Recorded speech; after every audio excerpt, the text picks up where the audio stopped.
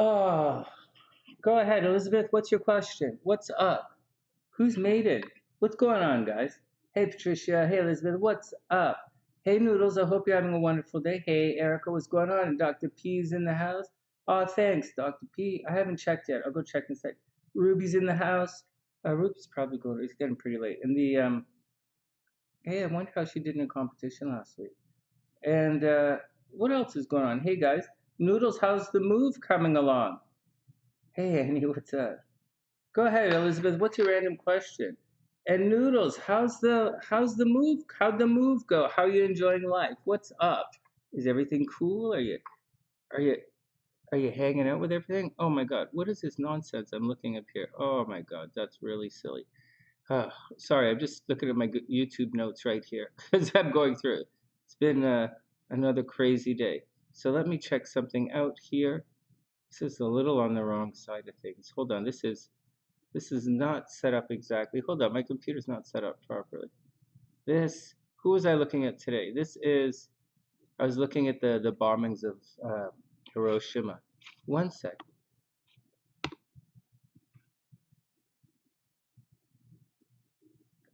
What sign would be the white rabbit in Alice in Wonderland? What do you think? Elizabeth, what do you think the white rabbit would be? You're talking about that sign that says, I'm going to be late, I'm going to be late, I'm going to be late. All right? But like, they would definitely be rushing around. You got it, Dr. P. You are totally on the list. I just saw everything. I'm moving everything over on this computer. It was set up for something else. Dr. P is on the list. Oh my God, if I can. Well, okay. In 1 second, Doctor. I'll put. Hold on. I'm on the wrong screen completely. So you'd guess Virgo. Erica, right on. Can you imagine? Yeah, that's a good answer. Virgo is a very good. I think Virgo's a good answer. Why not? All right, Dr. P. Okay, so we're gonna do Ruby. We're gonna do everybody, and then we're gonna do Ruby, and then Dr. P. Dr. Pam. All right, let's do it, guys. So what's up? You think it would be a Capricorn running around saying, I think I'm gonna be late. I'm thinking to be late. I don't think Capricorn runs around saying they're gonna be late, man. I think Capricorn shows up on time and waits. Just my 2 cents, but maybe.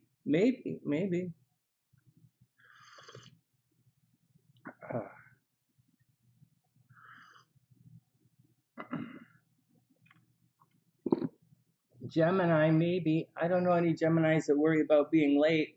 I know a lot of Geminis who say they don't give a shit. I know most Geminis I meet say they don't give a shit if they're late because they're always doing so much. I think it's a sign that cares a lot, that really cares about other people. Like someone you would think Cancer would care about being late all the time, but they really don't give a shit. Libra doesn't care. Sagittarius doesn't want to be late, but they're not usually late at all. Or you guys say Gemini's going to, you think Gemini? I don't know, man. I don't know any. I've never met a Gemini who gave a shit about being on time in my entire life. What other ones would very much care? Leo doesn't like when you're late, but Leo doesn't mind being regally late. There are ways that can make him show up. Taurus is late, but I don't think Taurus is going to run around chasing time. Taurus says, let them wait. Scorpio will run around and try and be on time, that's for sure. Scorpio runs around to be on time. Virgo is very neurotic about it. Virgo energy would definitely run around wanting to be on time. They'd get a little OCD about it. Yeah, Virgo would get OCD about it. I don't think Pisces really cares about. Yeah, like Erica said, she's a Pisces and she's always late. Yeah, I think Pisces is late all the time. That's a good one. Annie is, oh my God. Annie says, sounds like Virgo. They worry about being late and then they're actually late. That's really cute. All right, let's check and see what's on. Oh yeah, Gemini doesn't care. All right. Well, I'm working on a new series, guys. Noodles says she's a Scorpio, so I got it, Noodles. So it's okay. You need a little time by yourself. You're probably recharging. I'm just wondering if Noodles all out of love. I hope everything is cool, Noodles. I guess you just need a couple of, a little bit to recharge, and then you'll find yourself very quickly. Scorpios find themselves or they settle into their new environment extremely quickly. They're not exactly the chameleon of the zodiac, but they can be quite like a chameleon at times. Hey Jason, what's up? I hope you're having a wonderful day. The thing is, so Noodles, as a Scorpio, it's an interesting time period for a Scorpio. That South Node is transiting through Scorpio, and it's going to change a lot of Scorpio identities. A lot of Scorpios are going to go through a transition this year. You guys watch. You're going to see Hellbeast go through a transition this year. He might, and it's in his first house, so he's not happy with how he looks. You watch. Hellbeast might shave his head this year, or he might get rid of a lot of his piercings, and he might get like a steady job, or he'll leave the past, his identity in the past behind. Like he might change his name altogether and assume a new identity. You guys watch. You guys just watch. So maybe Hellbeast, maybe Annie H, Stephanie K. She's going to go through an identity crisis this year as well, where the end of the year she might go redhead for real, but she looks good with red hair, so I mean that's not a good example. But her identity is gonna dissolve a little, and then who else? My identity is gonna change quite a bit. All the Scorpios on the channel, W Couch, if she's listening, she's gonna go through a big crisis of identity this year, where she might really change her identity, like change, you change your name. I don't know that she's going to get married or anything. I don't think she's going to change her name, but she might move. W Couch might move, or she might, rethink the way she aligns herself, so to speak, or she might get a tattoo. Oh my God, that would be so cool. That'd be so cool. W Couch might get a tattoo. Oh, that'd be so cool. And if she's gonna dye her hair red, but she'd look good with red hair too. She had nice hair too. I don't know. We'll see. Dr. P. Pamela says her Scorpio is getting buff fast. Right on. Yeah, I'm going to the gym a lot too. I'm a Scorpio. Today was my first little quote unquote jog for the first time in months and months and months and months. I've been doing the stepper really slow. 20 minutes, level 11. I don't know what that means to you guys. It's not the stepper, it's the elliptical stepper, the thing like this. And I do it for about 20 minutes. That's my schedule. That's my pace. I don't sweat too hard or work too hard when I do it. But today I went for a legitimate run. I was lifting weights. And then I started, so here's the thing. It's very important.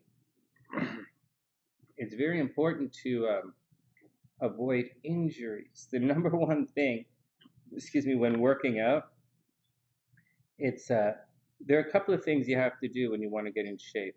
Maybe I'll make some videos and put on my other channel. Hey Amar, what's up? You're Scorpio too, right on. The number one thing is to not get injured. If you have a competition that you're training for, or I'll tell you what, I believe in training for something. And I believe in practicing for something. And most of the time it's just to get a little bit better at it, or it's because you enjoy practicing, you enjoy studying, you enjoy working. I do. I enjoy all of it. And I enjoy competing as well. But competing and like training to compete for something, like training to run a marathon, where you're just competing with yourself, but training to run a marathon, or training for martial arts, or training for writing an exam at school, or whether you're training to have, training yourself to have the confidence to go talk to a pretty girl, or confidence to go, pick on a nerdy guy, whatever you need confidence for. And so you need confidence to go beat up some kids down the street, like whatever. So yeah, it's a specific kind of training. Like when you're training for a marathon, it's different than say you were training to get bigger, or you were training for flexibility, or you're training for mobility. It's a different kind of training.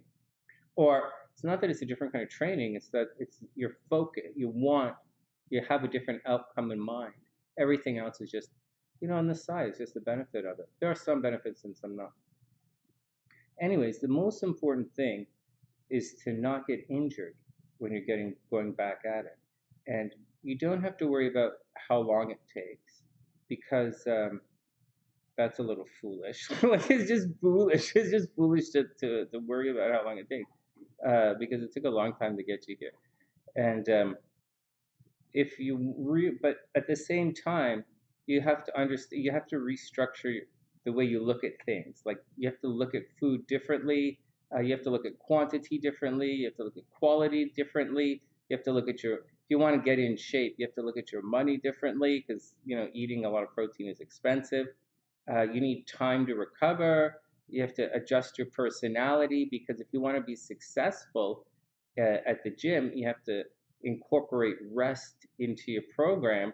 And most people have a lot of difficulty with rest. Most people, they can't, most people can't comprehend the value of the essential value of rest. If you've met any models in your life or any fitness people in your life, you'll know that they rest. They rest like you wouldn't believe. And so even the most hardcore A-type personalities of them do. And so those are some things. But the number one thing is to not injure yourself. Anyways, I started back. I've been lifting weights for a bit. And the other thing that's really important is it's a lifelong journey. The most successful people make the most success. Okay, let me tell you guys something that I learned as a hypnotherapist. But that was a long time ago. And like, you're moving through life.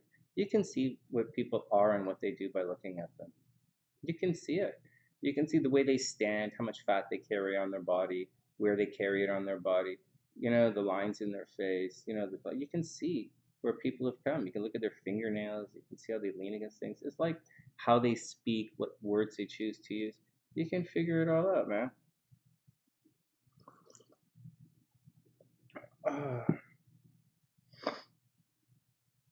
There you go. So that's the thing.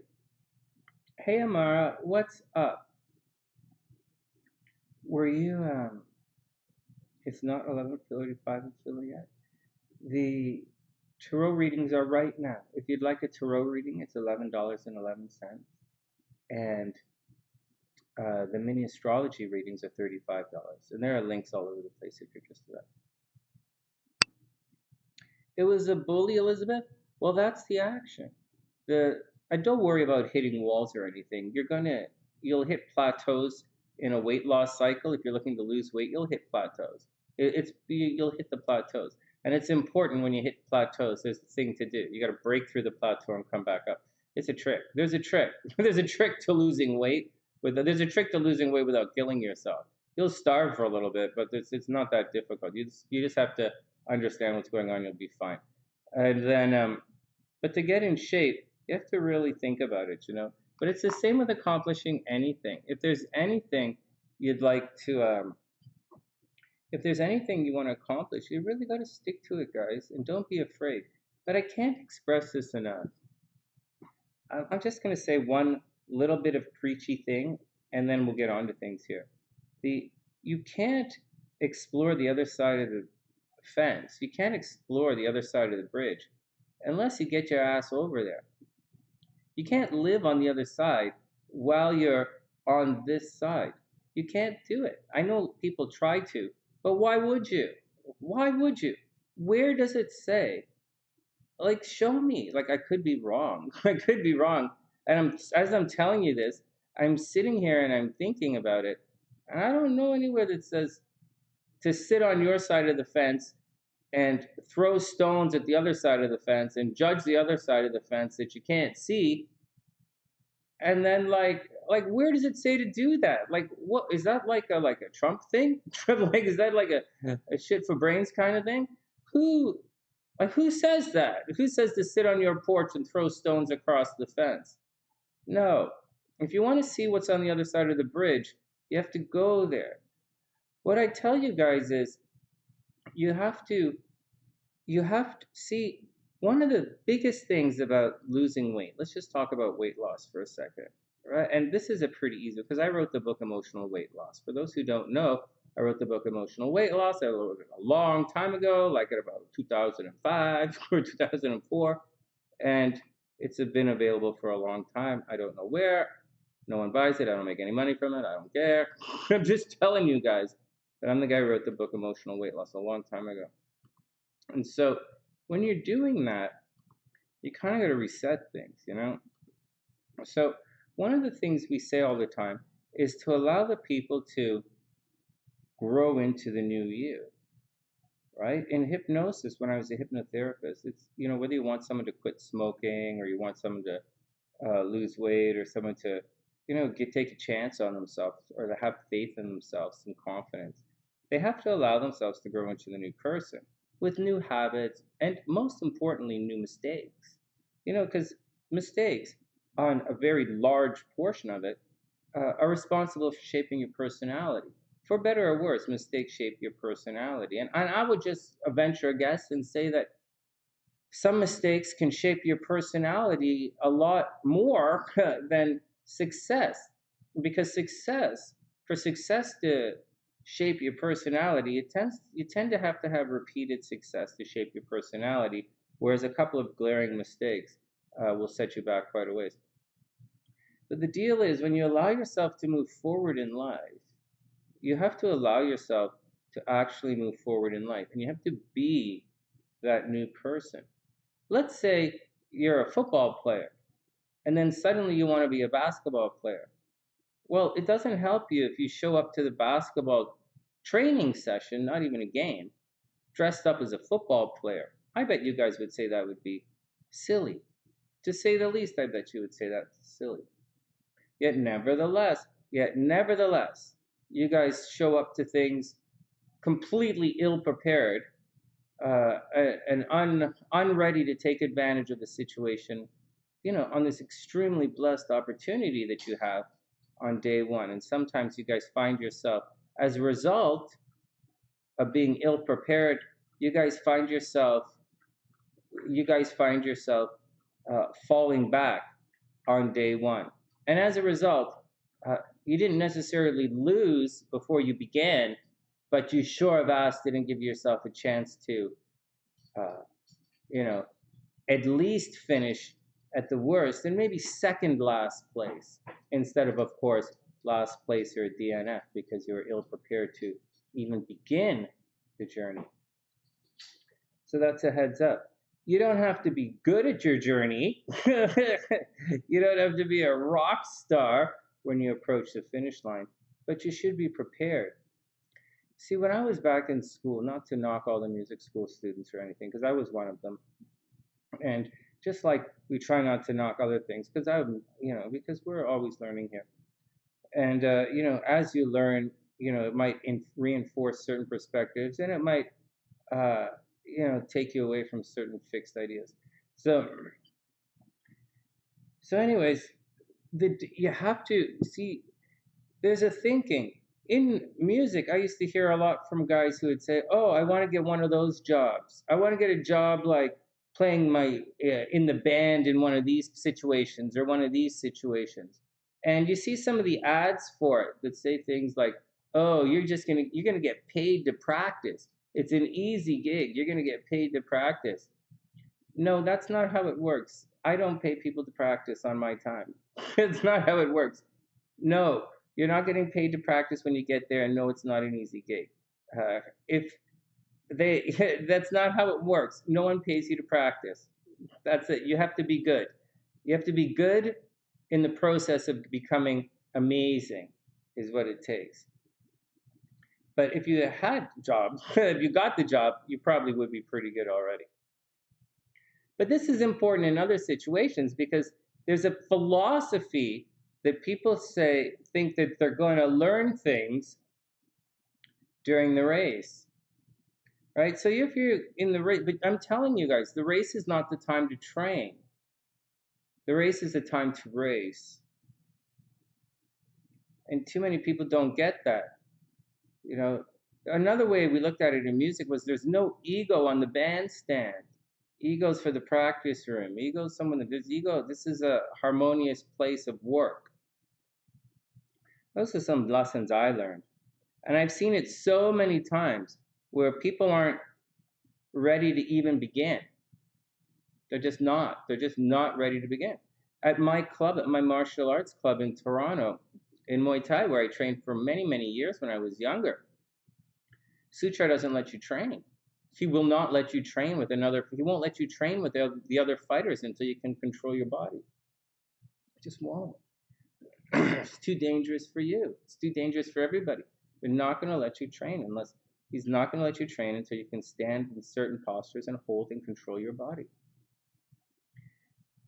So you have to be able to do that before you could begin. And if you realize, and then once you begin, once you make that commitment, like you can't. Once you start working out, you're not working out, you're not doing anything. In the first 3 weeks of working out, you're not even doing anything. You're just getting the body ready. If on day one, if you start heavy breaking down your muscles, you're not going to move for a week, 2 weeks, you're going to give up. If on day one you start breaking down your cardio system, holy, you're not going to be, you're probably not going to make it. No, man, it's not how it works.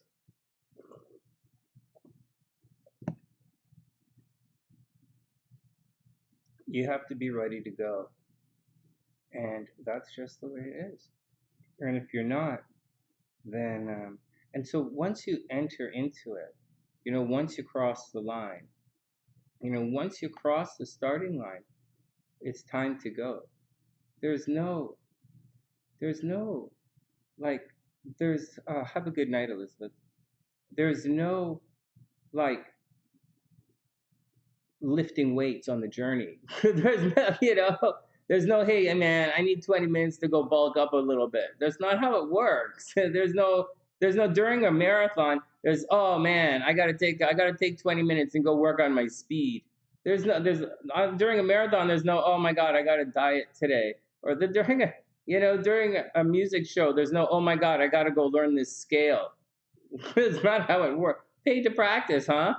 You gotta know your shit when you show up. In the ring, you can't just suddenly, when the guy's punching you can't just stop and say, oh shit, I gotta stretch this arm out of it. No, your stuff has to be good before you get in. And let's take a step back. Say it's not competition. Maybe you're just getting ready to train. Because we're not really talking about training. We're not talking about competition here. And we're not talking about being in the battle here. What we're talking about is being prepared for the process that you're going through. And for many people, the process is a very big struggle. For many people, like, you have to pay your rent. That's not part of the deal. It's not part of any deal. You have to, like, eat, and that's expensive if you're an athlete. That's not part of the deal. But that is part of the deal. That's all part of that's part of the deal. You have to, like, there's an opportunity cost. Even if you're like the most useless, don't do any motherfucker. There's an opportunity cost. You're gonna have to put in the dedication and devotion. There's a time. Remember, I don't know if you guys remember, but it's space, force, and time. Those are the 3 elements that you're dealing with. Yeah, and of course, I'll fucking listen a second. It's space, force, and time, right? And so that's what you have to manipulate. So don't waste your fucking time. It's all, no wasting, no waste time, no fucking around here. Time is, you have space, force, and time. It's what you have. And if you waste one of them, you're not going to survive. You're not going to survive your training session. You're gonna, like, God, you guys find so many ways to be losers. It's not even funny. There's so many ways you can fucking lose. It's not even funny. But there are only really a couple of ways you go. You have to. It's just, I just can't. I give up. I fucking give up. Let's go read some cards.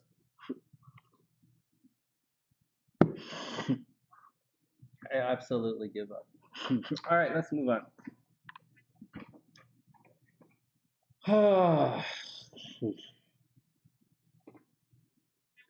I've seen it so many times. People show up and they're just not ready to go. And that not ready to go might drag ass for a day, a week, or 2 months. But if you're not ready to go, you're wasting everyone's time. Like, absolutely everyone's time. and you're gonna lose. You're gonna lose. All right, next. And once again, it's only a battle with yourself and all the other idiot fucks who decided to waste their fucking time with a loser. All right, next. It's my 2 cents.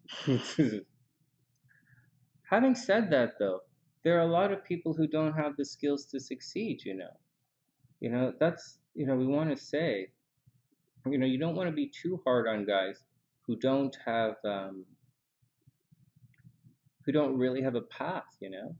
And you don't really want to get too down hard on guys who, excuse me, are following a dream in the dark. I see it in music. I used to see it in music all the time. Almost everybody, actually, every single unsuccessful musician I saw, which are like tons of almost everybody, they all had dreams and they didn't know how to make them happen. That was it. That's simple. That's simple. It's that simple. They all had dreams and they didn't know how to do it. It's that simple, man. The blind leading the stupid, It's not just for protests. It's not just for protests and politics and trying to get you to buy a used car, or like trying to get you to, do something, trying to get in your pants, I'm broke ass guy trying to get in your pants. What the fuck's with that? And so you deserve better than that. You do deserve better than that. So you have to be prepared. It's not that easy. It's not that, like I just said, it's not that easy because a lot of people don't have, like I told you, countless people don't have the path, don't know the way, and you can't show them the way either. Like you could, but it's the amount of commitment required to make it down the path. It's not gonna happen. So there's that. Yeah, just do it. Actually, you know what, Noodles? Not only do you just do it, you have to be that new person, and you have to let yourself grow into that new person. Like, Noodles, you took a real chance. You can't, look on the other side. All those guys who are like, look at it from the guys, the guys that are separated and hitting those scrubs. Yeah. You gotta like do it. The guys, if you're gonna have to do it and just do it from the other side of the fence. You have to cross the bridge and go do it. Leave your bags and everything behind. Like everything in the world tells you to do that. Leave your bags behind and go do it. Jupiter's a poopy. All right, Erica, let's get down to it.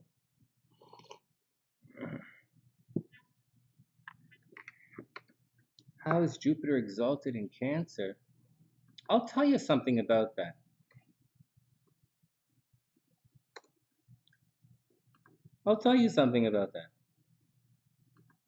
Let me pull it up right here and I'll show you the chart. I use this purple chart. I like it. Here, I'll pull it up for you. What did you say? Jupiter is exalted in Cancer and it's in its fall in Capricorn. Well, there you go. Oh, well, look at it like this. Exalted and fall kind of go together, right? Exalted and fall are kind of opposites. Erica, check it out. Just check it out. Erica, just think about this for a second. Jupiter, let's pull up a chart. Oh, hold on, there's some kind of thing on my screen right here. Okay, now I'll pull up a chart. Here, watch. It's a good question. Oh, Super Bowl. Hey, I picked the Super Bowl. Oh my God. I'm so proud of myself. Hold on, you guys know what I'm doing. I'm setting the alarm. I'm setting this for Aries on the ascendant. And then we'll be back. Let me show Erica. Erica, the exalted stuff doesn't always make sense.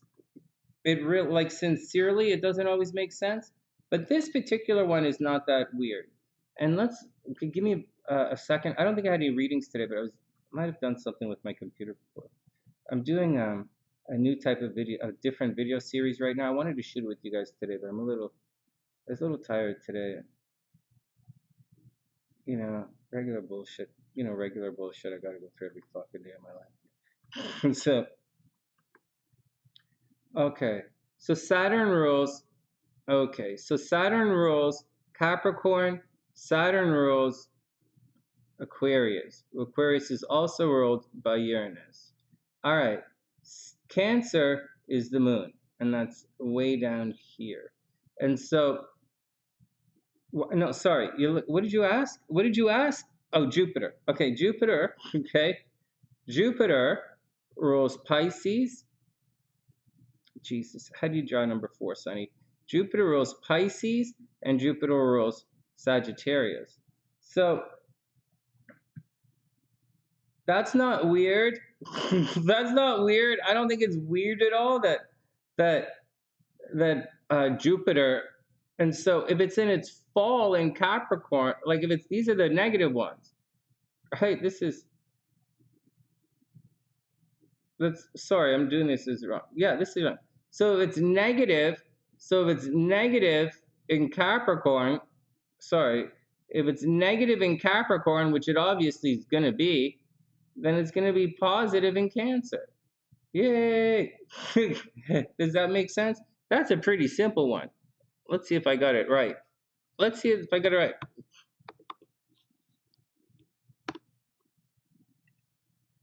I like to use the purple sheet that I give to everybody. All right, let me see this. Jupiter, Sagittarius, Pisces. Yeah, detriment, Gemini, Virgo. Yeah, okay, we got it. Cancer. Yeah, it's exalted in Cancer, and it's in its fall in Capricorn. Yeah, they're opposite. So if it's in its fall in Capricorn, which is pretty easy, you can understand why Jupiter doesn't, the planet of spirituality and expansion, it gets the poo-poos on it in Capricorn, right? And just like Venus doesn't hang very well in Aries. And so, anyways, the opposite of that is Cancer. Cancer is good. I think that's an easy one. What else? That's an easy one.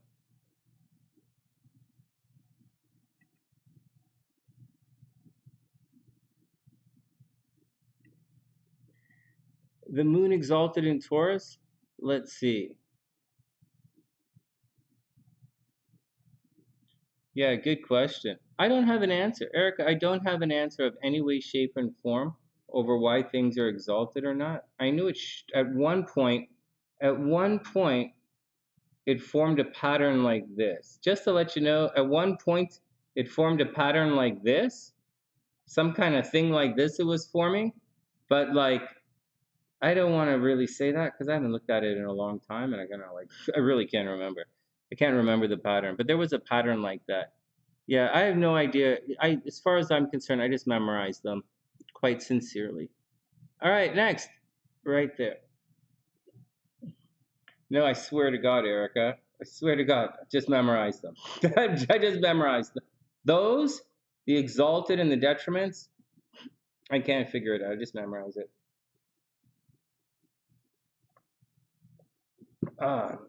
For the rulers, that's easy one, right? You guys know the rulers. All right, next. So I was gonna get, well, it's kind of like a stick man sideways. Like it really is. But like, I don't really know it off the top of my head, so I don't want to. It forms a weird angle. I don't want to spend too much time tonight. But you're gonna get like, it's like Aries, Taurus, Virgo, Pisces, Capricorn, Cancer, Libra. It like goes like this, right? It's like a thing. It's like a stick guy. Like I said, it's like a stick guy. But forget it. Let's move on. Because I don't want to tell you guys stuff unless I'm really sure about it. I'm not really sure about it, so I can move on. All right, check this out. So I want to do a series, and then we'll get down to the readings because I'm not going to stay on too late tonight. Tomorrow I'm going to be doing stuff.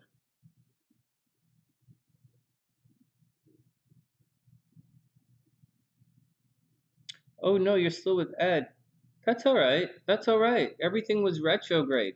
That's all right, Noodles. It was retrograde. I don't expect relationships or things that were kind of started during the Venus or the Mercury retrograde to succeed. You know, guys, I'm going to say something else. and then we'll talk about what I'm going to be doing, and maybe I'll do it, maybe I won't. So as much as I keep talking about giving yourself a chance to succeed, and I really do believe that, and I really do live that philosophy.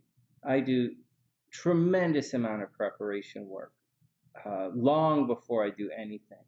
And I do more time studying and preparation than I even remotely do uh, for go time. I really don't spend much effort at go time. Like right now, I'm really not spending much effort because I already have this here and I know what we're going to do. It feels like I did it.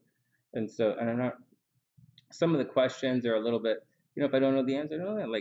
Like Erica's answer, I don't know the answer. I don't know where it comes from. I've looked several times, I don't know. And so it was never explained to me. When I studied, it was never explained to me. So, yeah. And so that's anyways. But having said all of that, there are a couple of ways through things. And because Noodles brought this up a bit, didn't bring it up, but I want to explain it with regards to her situation. In some other situations you guys might be going through. You have to give yourself a chance to succeed. If you don't give yourself a chance to succeed, you're giving you a chance, you're failing. The journey is so incredibly difficult that it's not even funny. And there's no time to, like, there is time. And if you're prepared for the journey, then there's time. If you don't prepare before the journey, there's no time. You're going to be in a lot of trouble. And people will pass you, and there's strong possibility you'll fail. Unless you're a savant, which you clearly are not, then you're going to fail. And that's a fact. That's what I believe. I would not bet on you. All right. And I wouldn't hire you. You'd have to show success as a savant for me to take a chance on you, because you're not going to fit in with the team. So, anyways, so after that, then you have to know what's on the other side, right? Not know, but you have to give yourself a chance to succeed. But having said all of that, even if you had all of the opportunity to succeed, maybe you're the best and the strongest and the fastest, and maybe you're not a fuck up. Maybe you really did try. Maybe you had things going for you. And, sometimes, because we're talking about astrology here, in the last couple of weeks, I didn't expect anything to work out, just to let you guys know that. And I think I was very clear about it. When I said things during the Venus retrograde weren't going to work out. So if you were starting something new during that Venus retrograde, I think you would have lost your money. If Noodles signed a leash, hey Alaska, if Noodles signed a leash during that time, she might have lost her money. If someone started a relationship under the Venus retrograde, I would bet that relationship's over right now. If someone started a new job under Mercury retrograde a couple of weeks ago, I believe you'd have to readjust that job right now, and it's not everything it's cracked up to be. That's what I think. That's what I think. So I expected a lot of people to fail this time around. I did. This is not the Kumbaya channel. This is not the goody side. This is not the shove marshmallows up my ass and pretend it's a new fucking vortex in the sky channel. That's not what this is. This is also not a very tough love channel. I'm pretty mushy I'm pretty soft love kind of guy. So that's the deal, guys. I wish everyone the absolute best. But there are a couple of you guys here now. A lot of Sunnysiders close to my heart that I'm hearing your stories, and I'm thinking, guys, and I heard in the last couple of weeks, and I was like, okay, give it a shot, but it's going to be hit or miss. And that's where we are today. So as long as even though I started this one out pretty hard on you guys, because I don't like my time wasted. And I don't like to watch someone who absolutely did not give themselves a chance to succeed cry. I don't like to see losers cry. I like to see losers try. That's what I like to see. And I don't care if you win or not. I just like to see them try. Because you're developing skills, idiot fucking moron. Next, let's move on. Once the name calling starts, I had to change topic. Hold on, let's move on. Let's move on.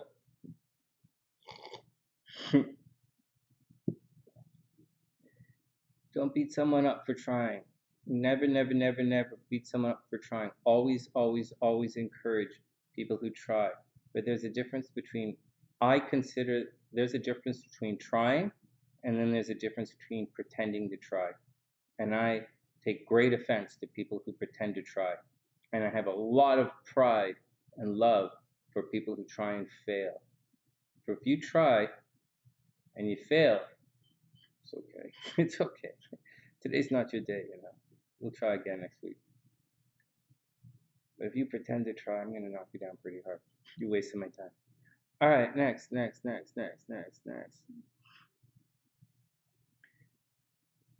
So that's the deal, guys. So that's the deal. If you're going to swim to the other shore, give it the old college try. Is it easy? It's not easy. Does it get easier? It does not get easier. I'm going to tell you one thing about getting easier. You guys want to know something about, you know, imagine working out. All right, lifting weights. It's a progressive overload. You're supposed to lift heavier weights and heavier until you get the body you like. I mean, oh, whatever, man. Or more reps and more intense, more intensity, bigger muscles, more food. It's supposed to help you be more physically intense.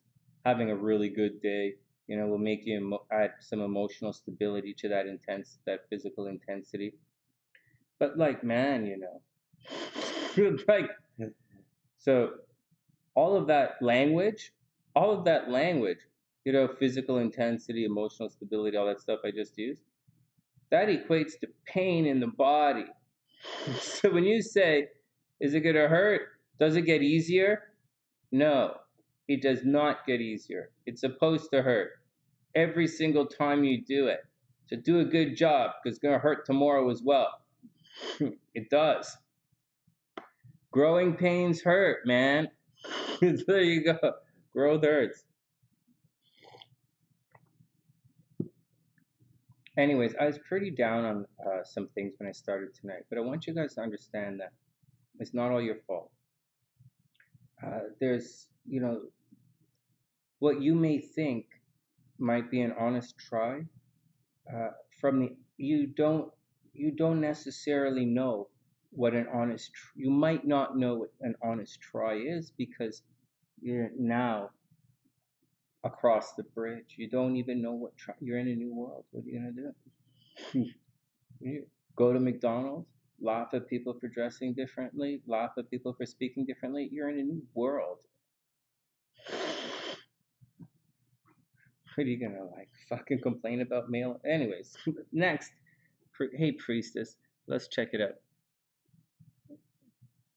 Hey, K1, you asked a question on one of the I'll add you to the list, priestess. We'll start right now. K1, you asked a question on something in one of the videos, but I can't remember what it was. I can't remember what it was. All right, enough of all of that. Let's get on to some readings here. All right, guys, pick the cards. Let me put Anne here. It's Dr. Pam, priestess.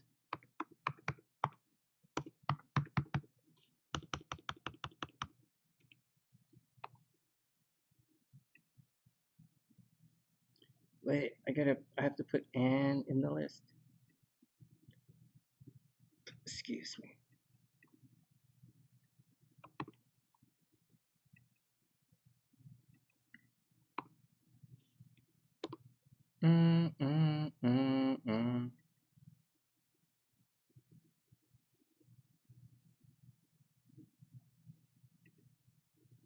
Hold on.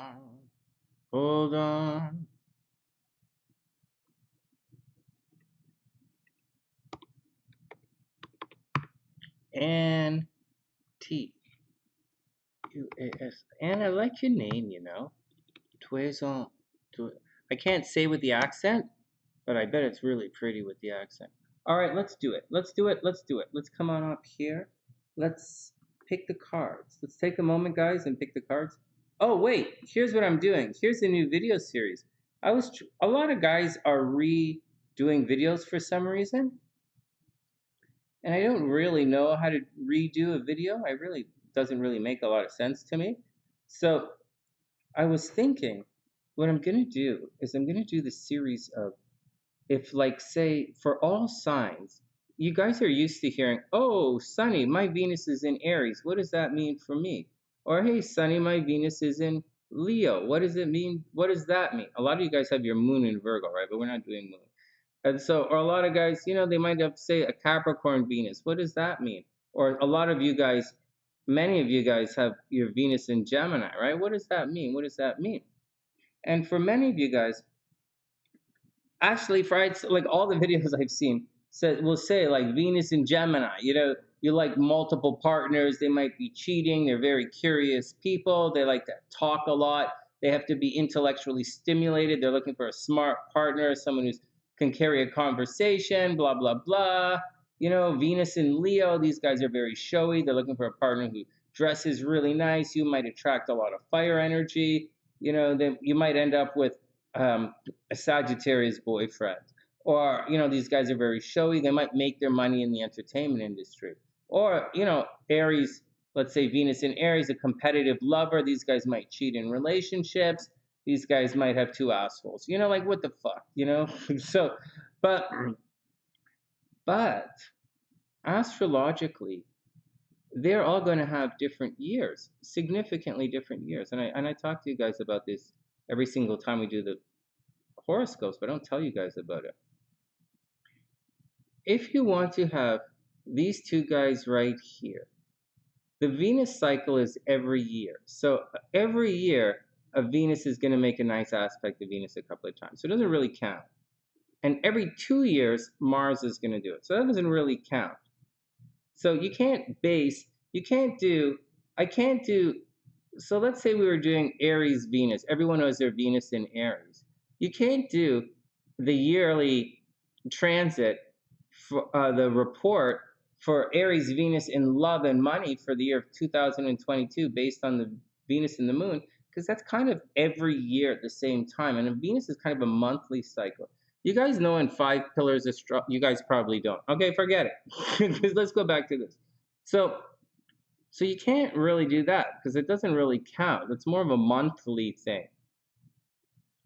But you can do this. You can look upon the yearly transits, which are actual yearly transits, like Jupiter and Saturn.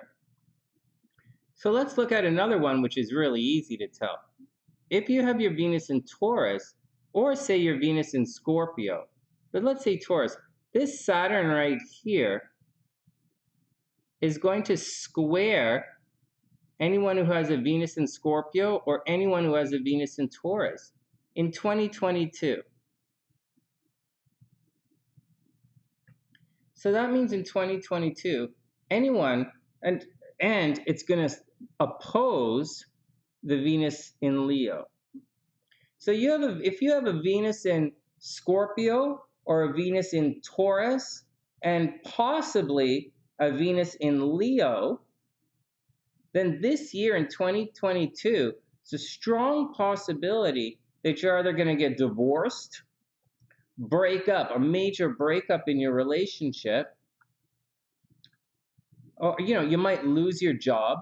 You might lose your job, you might lose your money, you might lose your girl, and it's going to really suck.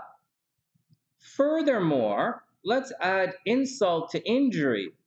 Furthermore, Mars next month is going to be conjunct Saturn, which, as you guys know, is one of the worst possible transits you could experience. And so for anyone who this year in 2022 has their Venus in Taurus or Scorpio or Leo, and it's around, like 20 degrees. I know it's at 17 right now, but around 20 degrees. Oh, I guess mine is. You're going to have a really, really difficult year. And that's where the Venus lies. Now, let's look at it another way. What if you're What if you're a Scorpio, though, Sonny? What if you're a Scorpio? Isn't Jupiter in Pisces doing really good things for Scorpio? What if you're a Scorpio, Sonny? Isn't Jupiter making a nice aspect to the water signs? Yeah, it is. Everybody's going to be looking at you. Everybody's going to be smiling at you. Everybody's going to be talking to you. Everybody's going to be talking about you. And you're going to be lucky and you're going to be popular, but you're going to be broke as fuck. You're going to be broke as fuck, and your chick is going to be banging your best friend's girlfriend. And you're going to be like, fuck, I wish I could have taped that shit and sold it on fucking the internet. But like, that's what's going to happen. And you're going to be like, that's exactly. So Jupiter's shining on your sun for the Scorpios. And you're going to be like, hey, man, what's going on here? But if you also have a Scorpio, say, that's so you're a water sign. So anyways, let's say you're a water sign. Like, let's say you're a Pisces water sign or a Scorpio sun or a Cancer sun. Then the Jupiter is going to shine right on you. You're going to be look lucky. You're going to be, people are going to favor you. But, that's what happens when the sun is, planets are favoring the sun, but speaking poorly towards, but having a poor aspect towards your Venus. Now look at this. What if, so Jupiter is in Pisces. So look at it like this. Now it gets really screwy. If your Venus is in Scorpio, what does that mean? It means on one hand, you're going to get blessed. Holy jeez. On one hand, astrology is complicated, right? On one hand, you're super blessed. But I'm not a Venus in Scorpio, so I'm not worried. But Venus in Scorpio and Venus in Cancer, and obviously Venus in Pisces, are super lucky this year. These guys are winning lotteries. These guys are making tons of money. These guys are meeting girls. Oh man, they're meeting really curvy girls. Check that out. And so, oh yeah. And so they're meeting really curvy girls with hats. Yeah. And so that's what's going on, man. So that's what's going on. Whereas other signs, but you have to watch where the Saturn is popping in, right? Saturn's still going to screw that up. And so what about? So if you have a Taurus, the Taurus Venus, I would expect you guys to go broke this year. I expect you guys to go to broke. I expect you guys to, to have a lot of problems. I really would. I really would. Or say you have your Venus in Jupiter, right? A lot of Sunny-siders have their Venus in Jupiter. Venus in Gemini. Venus in Gemini, right? It's hard work, right? Saturn. If you have your Venus in Gemini, you're probably putting a lot of hard work towards your love and money. Or love, if your Venus is in Gemini, love might seem like it's a fucking chore, like a pain in the ass. Not a square, like a break, like, hey man, we're gonna have to take a break. Not one of those things. Next year, when Saturn is in Pisces, and this is a square, sorry, I don't draw squares like that. I draw squares like this.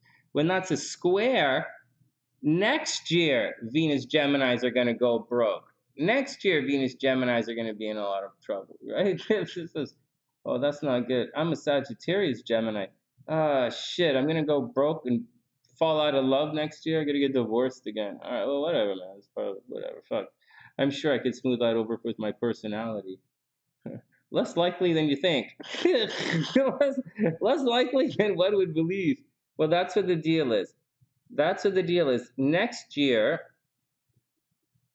when Saturn is kicking through here, Pisces, it's going to be difficult for the mutable signs, right? That's when Saturn's difficult for the mutable signs. But at the same time, same kind of deal is happening there with some. Anyways, I'll show you guys as it goes along. I might make a little video for you. But that's how it works right now, and that's how the signs are working. So if, let's say you're a Taurus, let's say you're a Pisces Venus. Pisces Venus should be very, very lucky this year. Very lucky. They should make a lot of money and have a lot of love this year. If you're a Pisces Venus, it should be pretty good. On the negative side, Pisces Suns are probably going to get blamed for a lot this year, and they might actually go to jail. Pisces Suns And Sagittarius suns might go to jail in the next couple. Something bad is going to happen to you guys, so watch out for it. And that's how it works. That's how the love changes from year to year. Next, let's go do some tarot. I think it's pretty neat. I think it's neat. It's not the same, you know, man. You know, it's just not the same. It's just not the same. That's really cute. It's just not the same, man. Hey, Cece, what's up? I hope you're having an amazing day.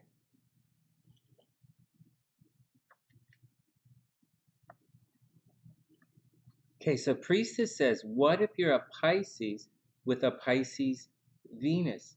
What? Priestess, it's not like a retreat. It's not some place you go to get away from the. I'm not gonna make a joke about it. I don't know what I'm talking about. I am afraid to talk about. I don't like to speak about certain stuff. I don't like to breathe it into reality, and things I say tends to be real. What's up, Cece? Pisces going through legal stuff. Oh yeah, I totally see it. I totally see it. So Priestess. Oh, Cece, it's great to see you, though. It's really good to see you. Hey, so Priestess, what I'm trying to say, guys, and Erica's right. Jupiter is moving hella fast. I know. I didn't even win no lottery, man. I'm not even speaking proper English. Listen to me speak. I'm speaking like I spent too much time fucking ordering go. Anyways, whatever. So here's where it gets tricky. Okay, tricky. So this is a neat thing. So everybody hold tight on this, because everybody hold tight. A little bit of astrology mumbo jumbo bullshit first. Okay, just a little bit of astro mumbo jumbo bullshit. Just a little bit. And so Saturn squaring Venus creates one particular effect. Saturn squaring your sun creates a different, although often similar effect. Because there are so many things that boil down to your love life and your money. You know, there's so many things, or your ego. So just, you know, or like your car or something. So you have a lot less in your life than you do possibilities astrologically. Just letting you know. So when it squares the sun, it's going to cause problems. It's going to give you an identity crisis. When Saturn squares your sun, it's going to give you an identity crisis. It's going to take away. Your sun wants to do things a particular way. And Saturn squaring your sun is not the way you want it done. That's what's going on. Anything squaring your sun is not the way you want it done. So a Pisces is doing their Pisces mutable sign thing. So what squares Pisces? So we'll do this in a second. So Pisces, la la la la la la la. I'm doing this. I'm attracted to shiny things. I'm riding away from typhoon. I'm taking Cupid, and we're two fish, and we're churning up the water, and we're gonna go deep, and we're not gonna go deep. We're gonna go in another universe. We live in this, you know, this submerged thing of the way things should be, and it's a beautiful romantic fantasy down there, and everyone would love to join us here, except we're a combination of all signs, because although everybody thinks Pisces should be the first sign of spring right now, you're still the last sign. So whatever. But all of that astro bullshit that I just shit on you guys is completely square to Sagittarius, which is like zip. So Pisces is the biggest la sign of the zodiac. And Sagittarius is the straightest shooting sign of the zodiac. So those guys are going to have problems. They're both incredibly optimistic. Pisces is highly optimistic Pisces is highly attracted to Sagittarian's optimism. It's just clear. Like they just, you know, that's just what, you know, Sagittarius embodies everything Pisces wants to get to. Except that the truth is, Pisces doesn't really want to get anywhere except be submerged and swimming in the deep the depths of the water. It's fascinating. Most of you guys say there's some place, you know, where do you want to go? And it's part of popular culture. Where do you want to go? What do you want to be? What are your goals? What the fuck path are you on? What are you doing? What's up? Hey, you get that shit done yet? There's another philosophy that says you're absolutely fine wherever the fuck you are, wherever you are right now. I'm fine with it. I don't give a shit.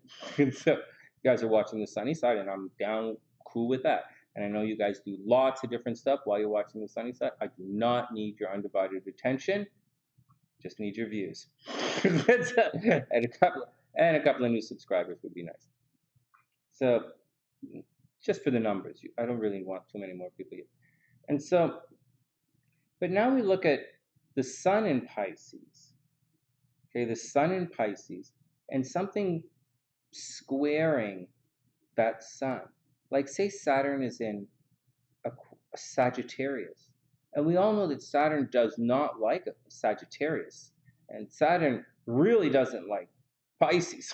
So Saturn wants to like restrict, and Sagittarius wants freedom. Saturn does not like Sagittarius, but either does Pisces.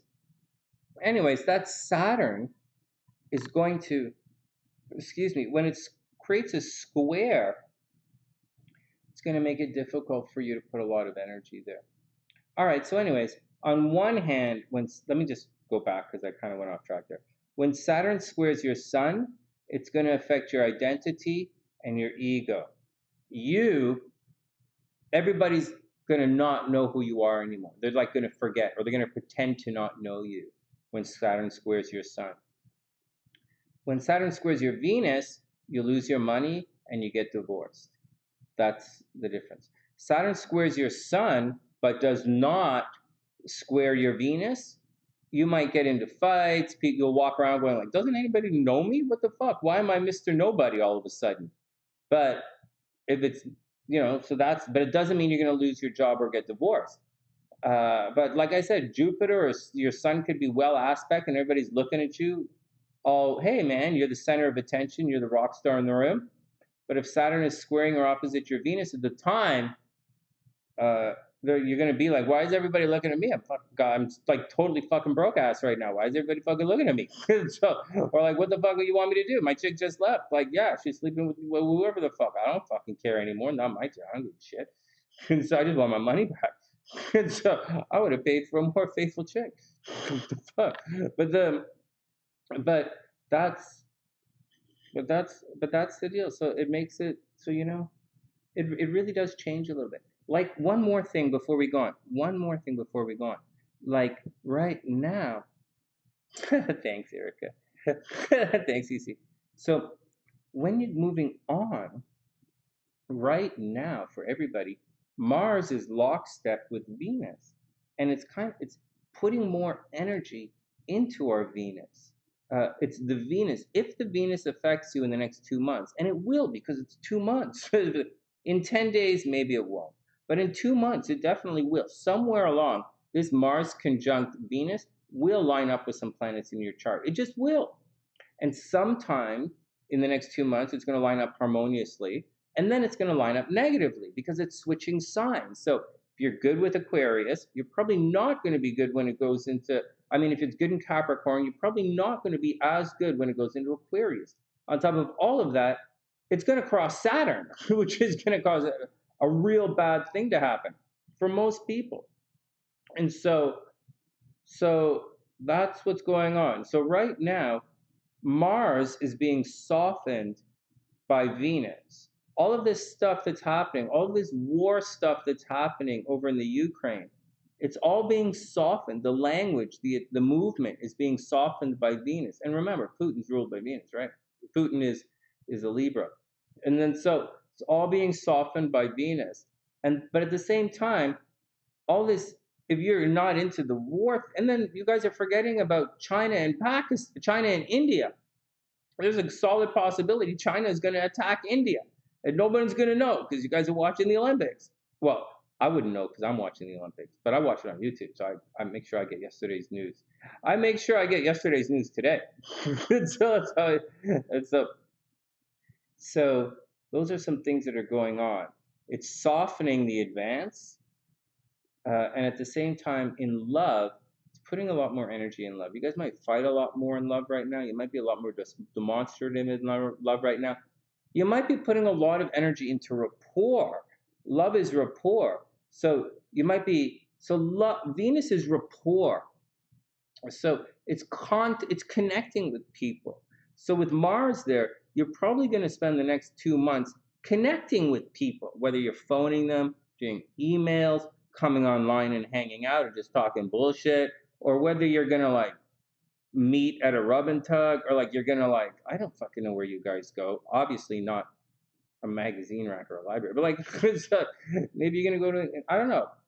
But you guys are going to go do your thing. And we are in 2 months of accelerated Mars rapport, which is Venus. So expect a lot of people to contact you. Don't expect Sonny to return messages. for those who send me messages, you're going to get them in the same time period I always return them, which maybe never. I just let you know that. And so, but I return some messages. But for some people, just know that they'll be reaching out and connecting with a lot of other people right now. This is the time not to mend fences, but to reconnect. Mars is going into rapport. So you'll be contacting, if you didn't contact a lot of people from the past in the last 2 months, you're going to contact a lot of people in hopes of making them your future. You guys dig the Sava on that action?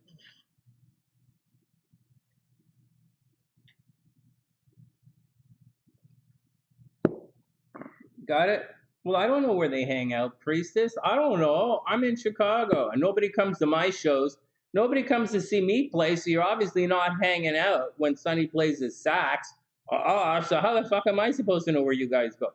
If I did, maybe I would go there. Sit there and read tarot cards. Like, 25 bucks a shot. What the fuck? Why not? But I'm looking for you where you sneaky guys hang out. And then I will be there and I will set up a table with me and my Christmas tree and we'll just read cards.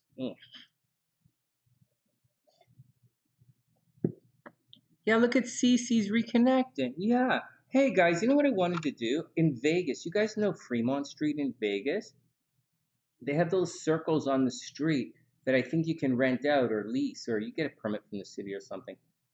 I was thinking of going on Fremont Street and setting up in one of the circles and reading tarot cards.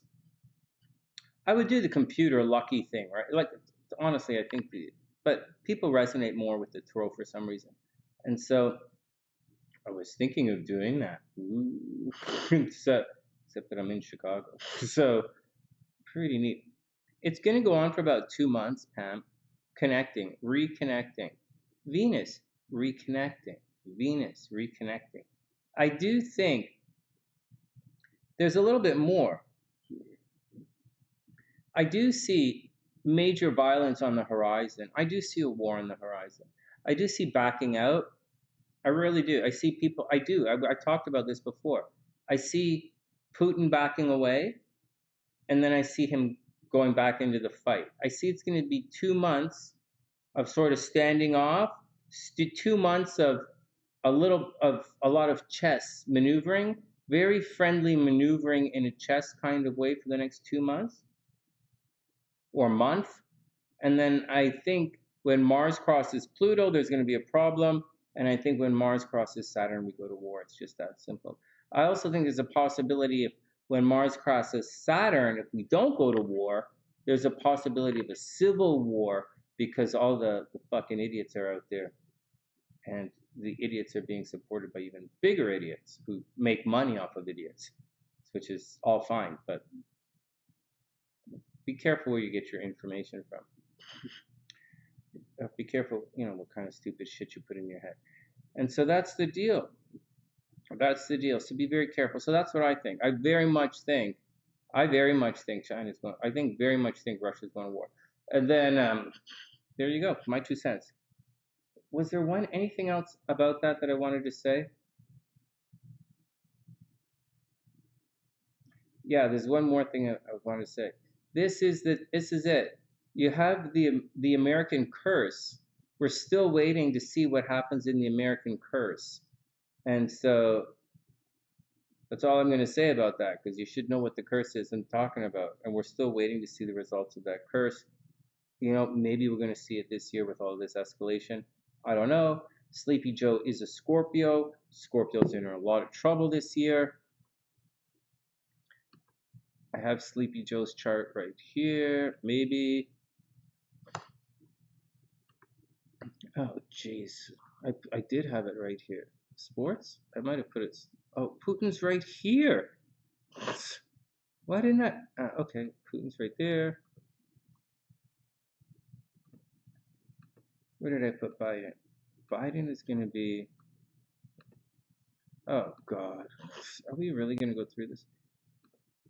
Biden might be here.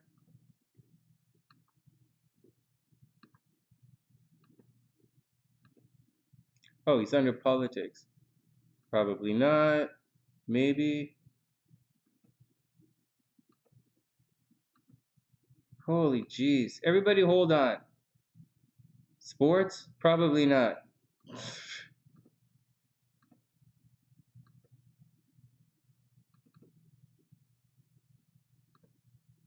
So watch this. When we look at this, just watch this quickly, and then we'll get down to the readings here. Just a couple of tarot readings for you guys, and then we'll get out of here. So when Joe is going to go through it, you guys want to know when I think it's going to happen. So the nodes, so his nodes at 29 degrees Aquarius. Oh God, good luck. Also, Joe is going through it right now. Do you guys see this? Joe Biden's south node is conjunct his sun right now. So this is it. Biden might actually be very sick right now. This might be it might be the most difficult time in his presidency. He may have been very sick recently. I haven't heard anything about him being sick, but he just went through his node square. Just went through the node square. It would have been like I'm guessing he was sick in the last little while, and I would guess that he has a big change in his life coming up right now. He might be under a lot of attack, but you know, I think he's gonna work out. He's gonna go through a financial situation, and people are gonna fall out of love with him in the biggest way next little while. He's gonna be okay. Anything going on with the rest of his life at those aspects? Saturn his Saturn is okay. His Saturn is square Jupiter. This is kind of exactly what we're talking about right now. He's under a lot of pressure, and there's nothing he can do. His Saturn's making an okay aspect to Chiron. That's not really a good thing. You don't really want that kind of stuff, but that's okay. Biden's going through a financial situation. Anything really crazy happening in his life? 27 degrees, 12 degrees. Mars, 28 degrees. Yeah. So, you know, but I think he just went through a really difficult time. I didn't know. I didn't hear anything. Was Biden really sick recently, guys? Like sick, like physically sick? Or did something happen to him causing a lot of problems? He has tension at a distance, but we already know that he does that kind of stuff, so it's not really the worst thing in the world. Saturn at 17 degrees, Saturn at 17 Aquarius is not really messing up too much of his life right now. Aquarius, you know, he has a ton of Leo, a ton of Cancer. I think he's going to be okay. What about down here? Saturn's okay. Mars, we're going to leave. 27 degrees Capricorn. Well, that's affecting his sun. Yeah, I would imagine Joe's really sick right now, and no one's really saying anything about it. Huh. I think he's got a couple of months to go. I think he has a couple of months to go before he gets really sick, but I think he's really sick. I think he's sick. Anybody else following this? Maybe. Maybe.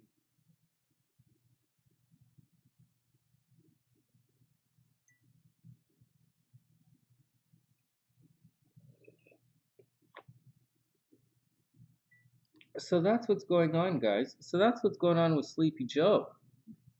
Joe's under attack right now. Poor guy. He's under attack, but I don't really see. I think that most of the stuff is past this. I don't really see too much crazy stuff. I think next year is going to be a really maybe next year will be tough when he goes through his Saturn square. But he survived this, he'll be okay. Later on in the year, it'll be tough. All right, next year it'll be tough. All right, next. Yeah, I just see him being really sick. All right, whatever. Next.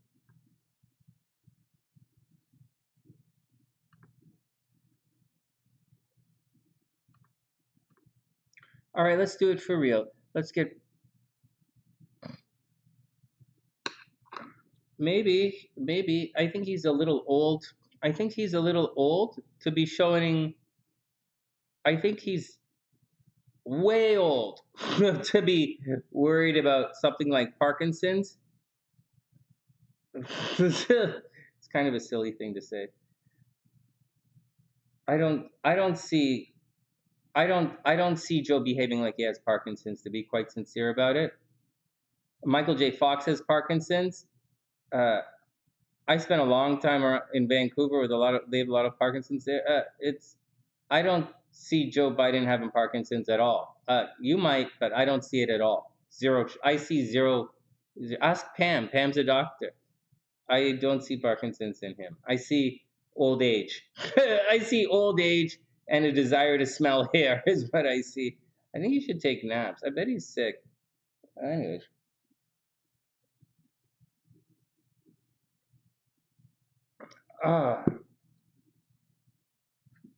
I could be mistaken here, but I also don't think Parkinson's causes dementia. Could be mistaken. I could be mistaken, but I don't think Parkinson's causes dementia. I'm pretty sure Muhammad Ali had all of his brains there, even though he's a heavyweight. All right, next. Let's pick it for everybody. Next.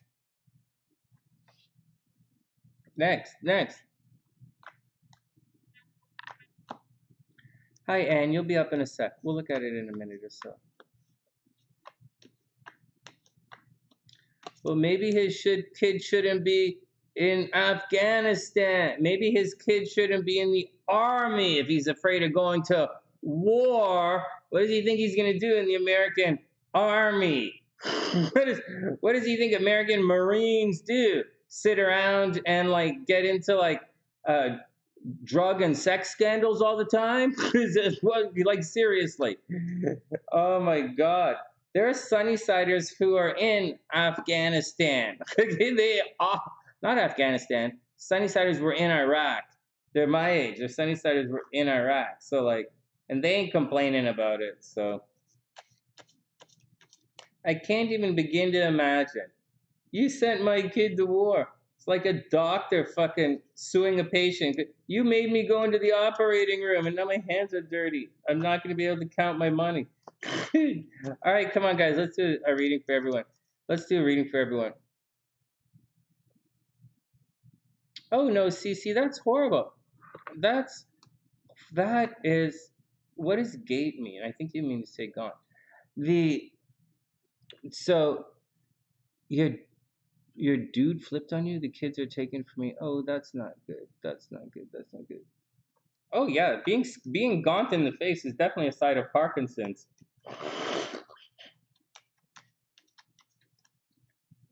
All right, next. All right, let's do a general reading for everybody. You guys really see it. Well, fascinating. I don't see it at all. I don't see him having Parkinson's at all, but if you guys see it, it's fine with me. All right, next. Isn't Parkinson's hereditary? Am I in error here? I thought Parkinson's was hereditary. Does Joe Biden have it in his family? Because this sort of sounds to me like you guys making shit up to hate again. Or it sounds more like something you said in the news. But whatever. I'm not a doctor. I'll move on. All right, let's do a general reading for everybody. All right, Hellbeast, it's not too late to join the military. You could still join the military. Everybody is up. Here we go. It's really not too late to join the military.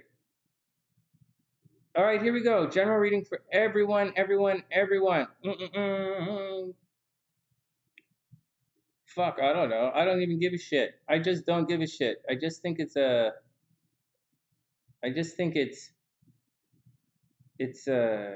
don't know. I don't give a shit. I just don't give a shit. But if you do talk stupid and start throwing stones, I will ban you. And I don't give a fuck who you are.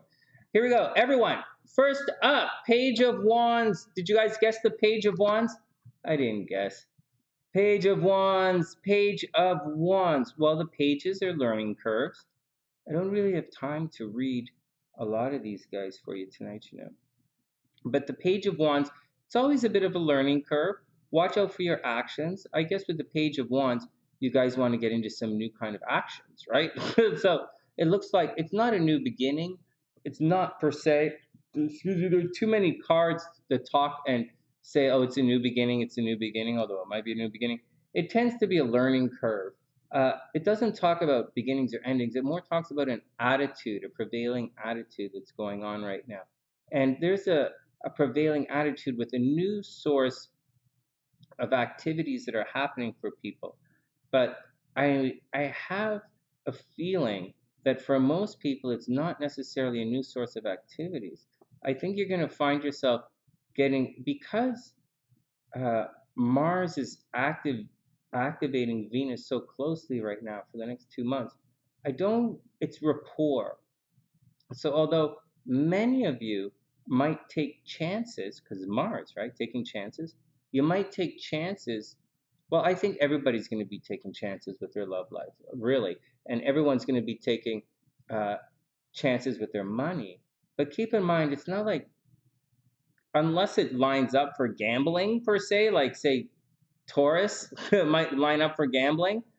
No, so like Virgo. Virgo might line up for gambling right now or really taking chances. Not Taurus, Virgo. But if it's not like Virgo, then it's more like, and it's not really, you're going to take a risk based upon your comfort zone, so to speak. It's not really going outside of your comfort zone. It's just going on. Kind of Venus is kind of your comfort zone, right? All right. Then we get the Tower. Tower reversed. Ooh, this is not good, guys. I have a feeling something extremely negative is going to come crashing down on you guys. So you just got to watch out for it. There you go. It's reversed, so the change is going to come. I just have a feeling you guys are going to be, it's going to be forced upon you, right? The change is going to come. It's going to be forced upon you. So you guys got to take it all in a grain of salt.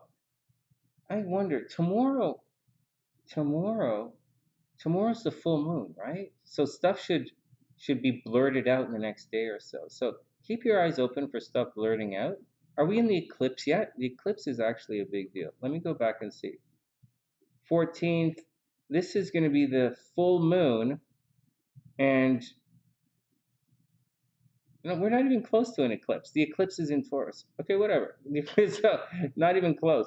But it's definitely a full moon. But this full moon's going to be tricky. This full moon is actually going to square the nodes, guys. So be careful. Let me move it a day or so ahead to the full moon. So right about here, see this 26 degrees? So if you look closely, let me just move this. I don't really want to move this. I'm going to move it back, actually, instead of forward, so you guys can see. What you're going to see is this. I don't know what you're going to see, but watch. You're going to see this is a potent full moon.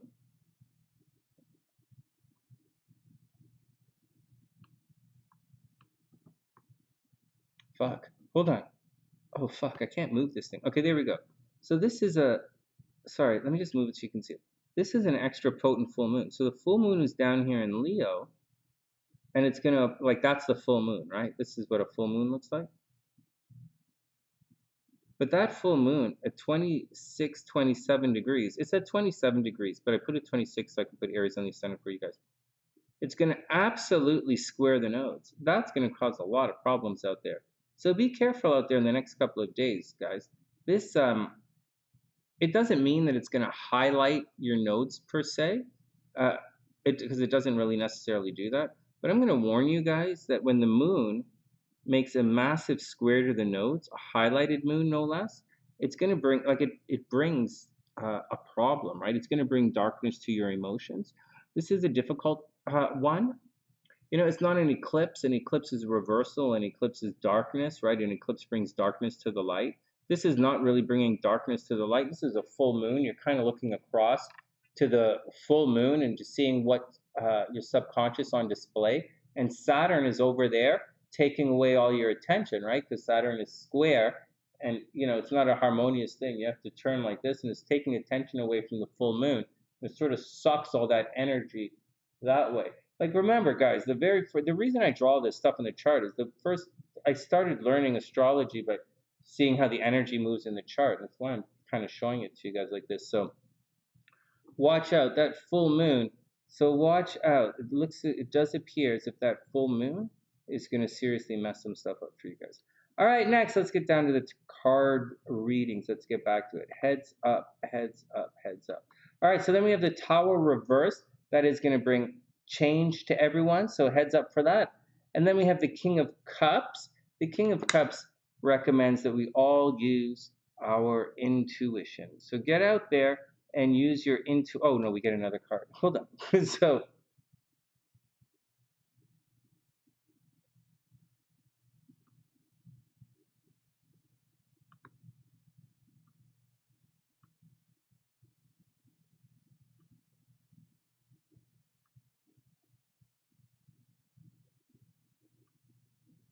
and then we have the King of Cups. The King of Cups is all about intuition, right? So use your intuition, figure it out. Anyways, things are going to come crashing down, but you might not be able to get out of it. It does appear as if it's going to get a little bit messy on your way, right? Things are going to get messy on your way, and you're going to have to trust your intuition. And finally, the Hanging Man reverse. This is the illusion card. I think you guys have been under some kind of illusion recently, or you let yourselves be fooled by someone. It's not just you, it's me too. I'm part of the reading the cards for me as well, and I'm kind of curious as to what I'm under an illusion of. But I got an idea. I got an idea. Anyways, watch out, guys. Illusions, it doesn't say that illusions are going to be revealed. That's the thing, it doesn't say. It just says you guys are under a lot of illusions. You might not realize it. Something is going to come crashing down. Look at this, the Tower on top of the Hangman. An illusion is going to come crashing down. So watch out for it, guys. Again, we don't have the Eight of Swords, so it's not like you guys are in any secret kind of thing. And, you know, take it all with a grain of salt, you know? All right, Dr. P is up. Oh.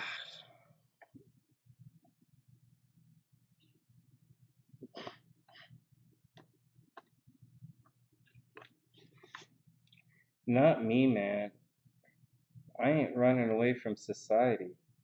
No way. I like the grid. You know, I think, so I have a different background than you guys do. And I clearly have a different, you know, way of looking at things than a lot of you guys do. But you know, I'm not a run and hide kind of guy. I wouldn't, you know, the talk about leaving the grid, it's not winner's talk. Although sometimes you have to retreat. You know, I think what you guys want to do is, you know,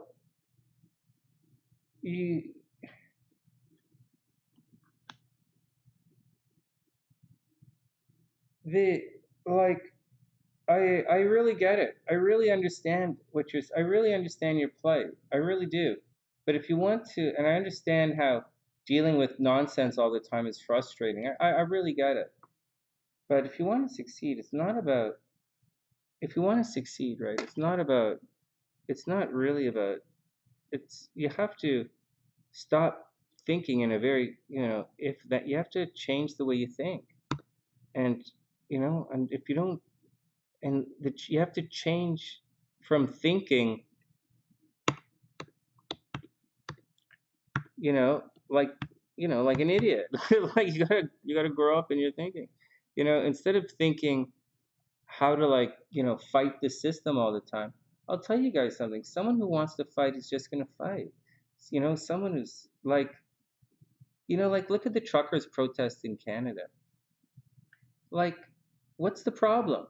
Like, nobody in Canada, I don't know one person in Canada who thinks they don't have the right to protest. Everybody in Canada thinks they have the right to protest, but they also think that they should stay away from the hospitals and the elementary schools. Do you guys think it's a good idea for truck drivers to drive trucks past elementary schools? I don't.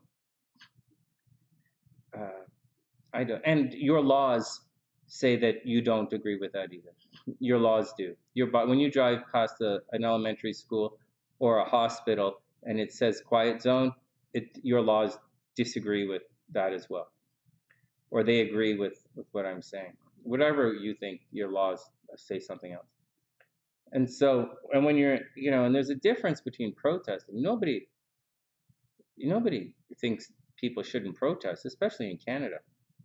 But there's a difference. Once your protest starts to, once your protest moves and starts disrupting hospitals and elementary schools and bridges, then it's no longer a protest. It's kind of domestic terrorism. And domestic, in Canada, we knock that shit down pretty hard and pretty fast. In Canada, we have open dialogue. You can go and talk to your politician all you want. Just don't stop him from working. You can't, if the guy is on his way to Parliament, you should let him go to work for you, is what you should do. You know, if a guy is debating on behalf of his constituents, you should let him do it. So don't be a moron and say, don't go to, sit here and listen to me instead of go to, don't be stupid. But that's the thing. Once there's a difference, it's not the United States. You're not allowed in Canada. You're not allowed to go into the Parliament buildings after hours and ransack the place in Canada. That's very illegal. And even if you want to call it a protest, it's not accepted in Canada. Marching down the streets in a protest and smashing the windows in Canada will get you put in jail really fast. And so that's not allowed. And that's the thing. But also keep in mind, we have hate speech laws. So you can't get away with saying and doing some of the things in Canada that you can in the United States, because we have hate laws. And so that's the deal. And they're defined. They're defined. So that's the deal, man. We all support their right to protest, whatever it is they're protesting. Just, protest, putting trucks in front of hospitals is not a peaceful protest. It's going to get you in a lot. It's going to lose you. Anyways, it would also be nice if we knew what you were protesting. What are you protesting? The mask mandate? It comes down in a month. What else do you want? You want to not have to be vaccinated across the border? Go talk to the Americans. So stupid. Dr. Pam is up. Let's go on.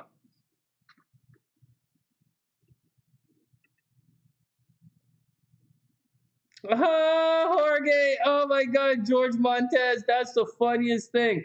Oh my God. Hell beast.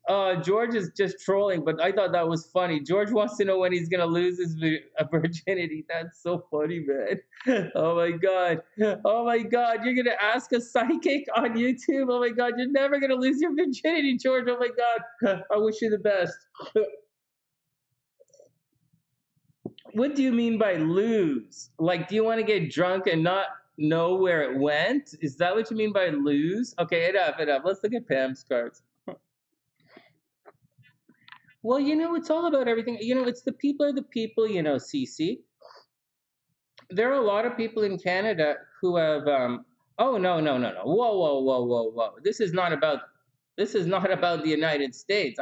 This is nothing to do with the United States. Don't make it about the United States, only because you guys are American that you guys are even talking about that.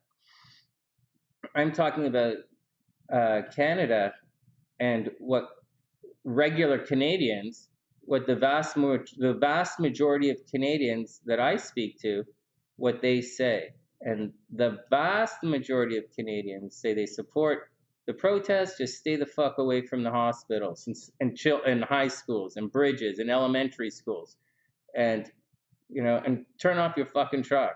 Turn off the pollution and that kind of shit. So that's pretty much and that's pretty much the way it always is in Canada. Protest all you want, just stay away from certain places, and we'll be fine.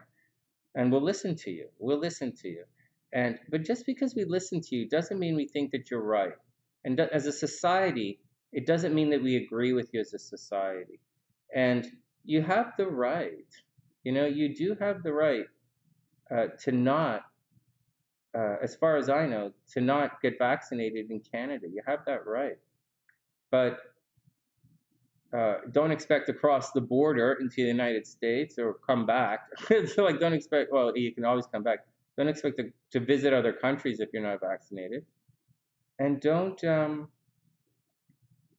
I don't want you handling my food. It's that simple. It's that simple. I have a vote here. I have a vote. I'm going to tell you guys right now. If, yeah, well, no, Hellbeast, you don't understand the difference between hate speech and free speech. In the United States, hate speech is free speech in the United States, but not in Canada. We have very specific hate laws. There's things you can't walk around saying. And so, but that's the deal, guys. That's the deal. So that's the deal. And it has nothing to do with the United States. But having said that, there is a sizable amount of conspiracy theorists in Canada, or what do you want to call them? Alt-right guys. They say they're right-wingers, but they're not. They're anarchists. Guys, I got to tell you something. You guys just don't seem to understand. There's a difference between freedom of expression, freedom of speech, a demonstration, protesting, and anarchy. There's a difference. Anarchy is not freedom of expression. It's not freedom of civilization. It's not freedom of anything. Anarchy is just being a fucking idiot. It's just destroying other people's shit. It's ghetto thinking. You guys ever notice you go in the ghetto and people are breaking their own shit? You ever know you just go in the ghetto and they're like, oh, it's mine. I gave it to you. I can take it back. Or that's mine. I can break it if I want. It's kind of like that. It's really fucking weird. It doesn't really have a place in evolved society. Anyways, neither here nor there. I think of it like that. It might not be the right way to think of it, but I think of it like that.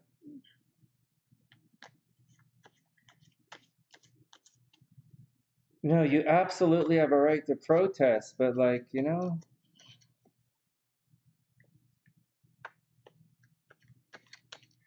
anyways, that alt thing, if you want to call it that alt-right conspiracy thing,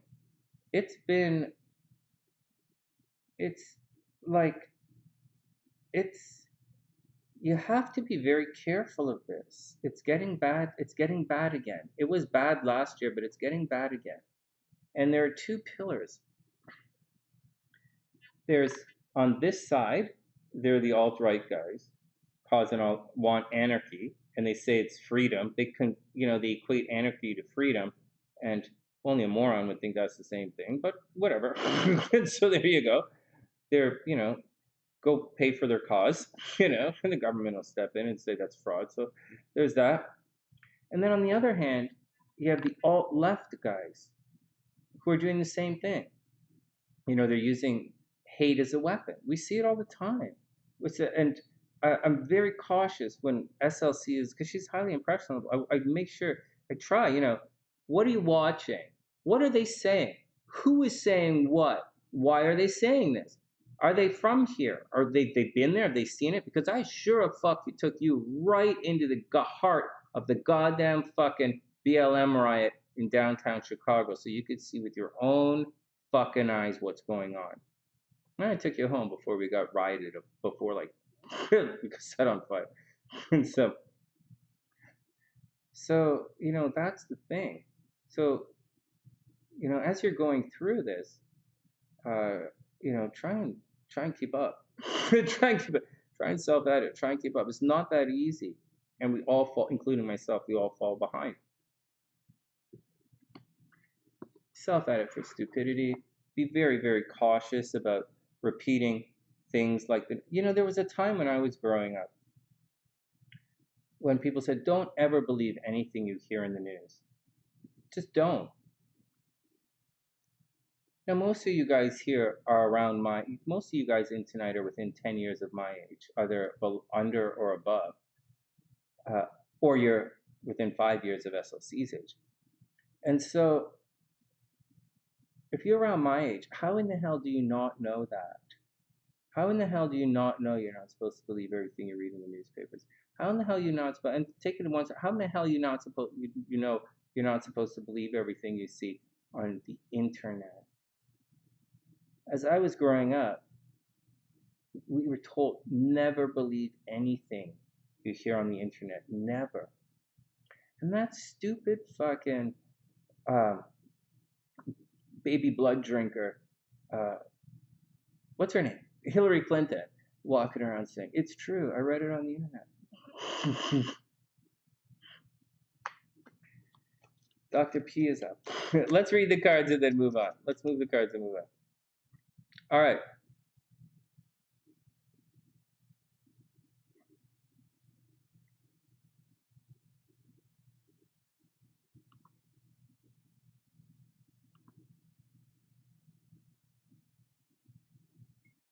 All right, Dr. Pam is up. I'm going to get some water, and then we're going to do Dr.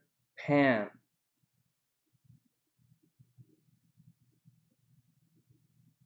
I know. Well, Helby says, here's an interesting one, just to add the conversation. Helby says his motto is, and I think he's talking about hate speeches, of which there's none in the United States or no.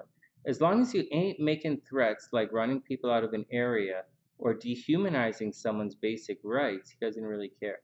Well, all of that stuff that you said, I think actually falls under free speech in the United States, freedom of speech. You can say, it's a very specific type of speech which falls under hatred, the hate laws. You can disagree with people. Hell, man, you can call people the worst names in the entire world. That doesn't necessarily qualify as hate speech. So it's a little different. Hate speech is not really about calling names. It's not about using derogatory terms. It can involve that, but I think hate speech in Canada involves like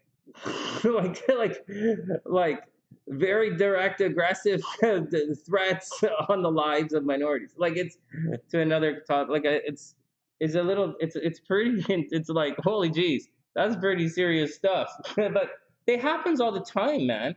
Guys get charged with hate crimes in Canada all the time, and it's not casual. It's not casual talk.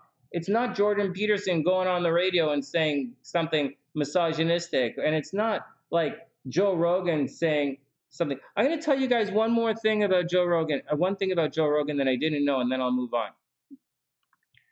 I was making fun of Joe Rogan the other day, but I wasn't making fun of him like in a thing. I was actually making fun of Russell Brand, because I think Russell Brand is moving into the category of insincere. Although, for a guy, there are like thousands of people like Russell Brand on YouTube who just sit there and talk shit about other people. Okay? And they do it in a really nice style, and they look good, and you might like listening to his voice. Maybe some girl will show you a peek of her cleavage. I don't know what the fuck you watch, okay? Maybe you like skinny chicks. I don't know, okay? But whatever it is you like, you're gonna like. You guys clearly like guys who look like me, or you wouldn't be watching me. If you like listening to me, you'd be listening to the podcast. And that stuff, we know. So, what else? So, that Joe Rogan thing, I'm gonna tell you guys something about this. He's walking around thinking he qualifies as an alpha. No. I had no idea. And I said something the other day. I said, I thought Joe Rogan was okay because he's just speaking what he thinks. I guess he's sincere. I thought he was sincere. He's an idiot thinking what he thinks. Who knows? He interviews a lot of conspiracy guys. Maybe he fills his brains with all that stuff. You are going to eventually lean towards whatever you fill your brains with. Whatever you look at will enter your heads, right? And so if he's constantly doing that, you can constantly see some of that. And I didn't like Russell Brand for other stuff, but I don't want to talk about it. But I thought Rogan was okay. I don't agree with him. I don't do anything. But I thought, the guy, and I was, respecting his right to say whatever he wanted. But I'll tell you guys something. I didn't know he was that stupid. I didn't know that. Meaning, I heard that when he went on Spotify, I heard clips of him saying things that he thought because he was on Spotify, he could say whatever he wanted with impunity. He could just say whatever he wanted and get away with it. Like, imagine if Howard Stern, when he went to Sirius Radio, if he said, he can say whatever he wants now. He's Howard Stern. And that was a big deal. Howard Stern was a big deal. Nobody made a movie over Joe Rogan. No one's going to make a movie of Joe Rogan. Joe Rogan is not the king of media. And so he's just a YouTuber. And a guy who had a reality show. But a cool show. Trump had a cool show. He did. Trump had a cool show. And so, but one of the number one things about being an alpha male that these guys are pretending to be, and guys, I know that a lot of the conspiracy stuff, this trucker shit that's happening in Canada, this is this kind of people pushing it forward. And so, and I'm not saying that out of any assumptions. I'm saying that because I've seen the posts. So I used to live in Quebec. Okay, I see the posts. And so, having said all of that, yikes. Being an alpha male doesn't give you the right to call people N-words or to call people K-words or C-words or misogynistic terms. Or pretending to be an alpha male doesn't mean you can walk around and shit on everyone you see. It's not what being an alpha male is all about. The number one characteristics of being an alpha male, the number one characteristic of being a high value person is being able to control your shit. It's the number one. It's what separates us from the animals. And if you can't separate yourself from the animals, I'm sorry, but a monkey just flung shit at your face and you laughed at it. So that's the way I look at it. So I'm in complete disagreement with Joe Rogan and his carefree use of language on Spotify. And this is Sonny, and I have a very, very laissez-faire attitude towards language and cussing on my channel. And I know children watch my channel at all hours a day. And I know children watch my videos, and I still cuss on here. But I wouldn't say things like that because, one, I can control myself. To an extent. I still get triggered by trolls. I still get triggered in certain things. But my alignment, how I align myself, I'm not aligned. I align myself with acceptance and honesty and love. I just I align myself with that. I do not align myself with I do align myself with passive aggressive comments and derogatory comments. Obviously I do. But an alpha male knows where to draw the line. Because an alpha male has boundaries. Duh! So, alpha male is dedicated, devotion, responsibilities, opportunity cost. An alpha male has boundaries. And they expect their boundaries to be respected. And as such, alpha males respect other people's boundaries to an extent as well. Next. I don't know about the churches and stuff. Oh my god, another tarot reader joined the channel. I gotta get some water, then we'll do hands readings.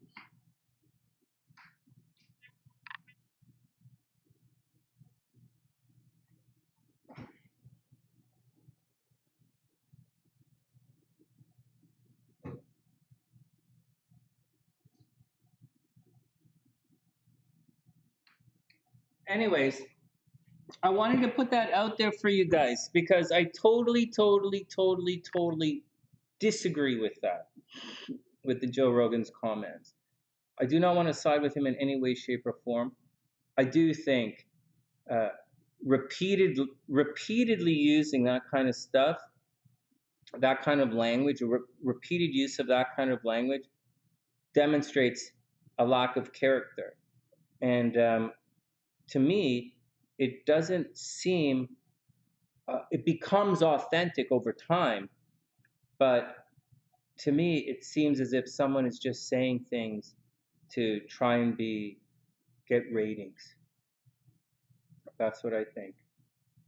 And I think that's really insane. I think that's very inauthentic. All right, let's get back to it. Anyways, I don't give a shit. Let's get back to it. Just wanted to clarify some stuff. All right, Dr. Pam is up. All right. Oh, wow, that's a lot of bullshit. Hey, Pam, what's up? Any questions? What do you think? What do you feel like? Are you having a good week? I think it's going to be an interesting week. This full moon really snuck up on me, guys. And I have a lot of work I have to do in the background. Oh my God, I haven't even started yet. Pam, 151. Holy shit, I was going to do Pam's reading 20 minutes ago. Well, that's a long blah, blah, blah. I'm not even recording this. All right, whatever. So, all right, Pam is up. Let's get down to it.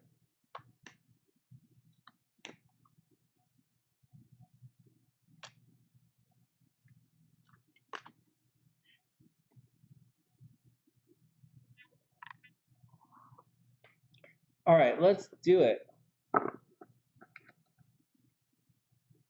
Where's BFF1? Oh my God. Oh God, Pam, seriously. All right, here we go. Oh my God. You guys remind me of TiVo. I think TiVo's in Phoenix now. Like, she could get any guy she wants. Like, any, like, you know, I think she's doing another PhD or something. Like, TiVo could get anyone. But she wants a very specific type of guy. It's difficult for her to find one. I think Dr. Pam is going through a similar thing. I think TiVo's working in the emergency rooms now. It's funny. All right, here we go. Dr. Pam, let's see what your man is. Oh, Pam, been there. Hey, let's go find him. Guys, I was just goofing around with that kind of stuff, but hey, Pam, let's go find it. Let's go see we can find in the cards. No, I know you guys could get whatever you want, right? Like I know. You guys should see Anna over in Europe. She's like, Sonny, we would get at. I'm like, how do you know? Like you gotta really go. All right. Oh my God, you guys remember to follow my dog on Instagram, right? I don't know if my dog posts anymore, but follow the dog on Instagram. What's that, Noodles? Oh, very harsh and hasteful language? Right on. Hey, Noodles, I'm going to say once more. I can't remember how the actual law works, but I think to qualify as hate speech in Canada, it has to be very targeted in a very specific way. Where it's just like saying the Holocaust didn't exist. I don't think that qualifies hate speech. Or saying, oh, those kind of derogatory people names calling in the corner over there are like blood. I don't think that's not hate speech either. Or saying these guys are all like this, or like that person from that Sunnysider who said when I made that comment about the truckers, and they're like, oh, keep your Canadian socialism out, all this, and I'm like, lady, what are you talking about? And then she's like, I said, you don't get it. Xenophobia, fear of different cultures, is to me that's like racism. And she said, well, not all Canadians, obviously not all Canadians are like that. And I wanted to think to her and said, for those people who are African American out there listening to this right now, so she said to me, not all Canadians are like that. How would you feel if they said to you, not all African Americans are like that? How would you feel if your community, one of your Sunnysiders said that to you? You probably ban the fuck out of that idiot as well. And so, double down on your racism, lady. Why do you double down on your being a racist? It's so, oh my God. But how would you guys feel? Yeah, there you go, Beast. So how would you feel if you said that? And I cuss and I use off-colored language, and I make racial comments all the time. But I'm joking, I really am joking. And so, yeah, so it's a, it's a thing. It's a thing. Anyways, that kind of stuff, all of that stuff I mentioned, none of it falls. I don't think any of it falls under hate speech. I think hate speech is a very specific. Once again, it's a specific thing. I don't really know how it works, but I know it's there, and the hate laws in Canada protect from a certain thing, but they don't protect from everyday racism or everyday hate. So what are you gonna do?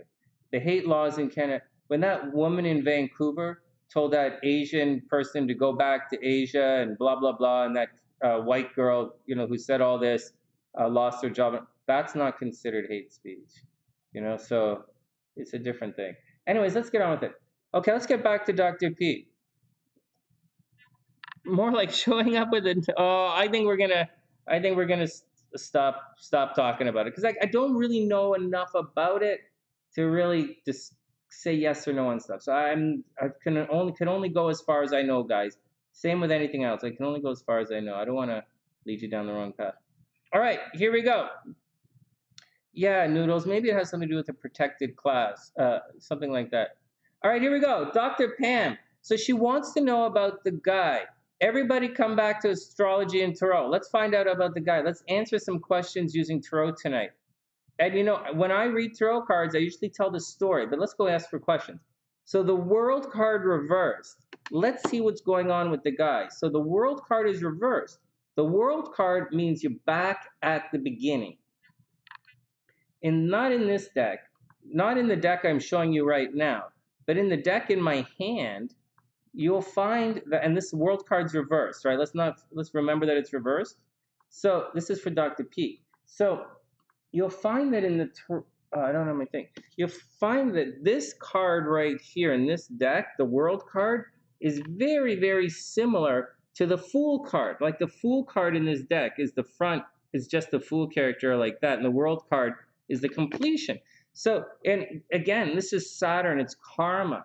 It's being back at the beginning, like you've completed your journey. In the tarot, it's a circle. You don't or it's a spiral. You don't complete your journey, but you're like over there in Afghanistan, and you're like, well, fuck, we won the war. I guess I'm gonna be a fucking goat milk farmer for the rest of my life. No, it's not how it works. It's not how the story of tarot works.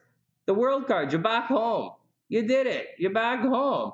And so being like a goat milk farmer is more like temperance, making it work. but the world cards, you're back home, and you've been there, done that. But it's reversed, so something is not really right about it. Like you can't really ascend. You're supposed to move on from the world card, but you can't.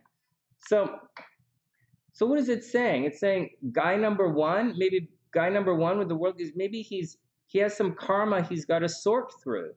Maybe he's doing something that he wants to do. Now, maybe he's having trouble. Like, say, maybe he's right.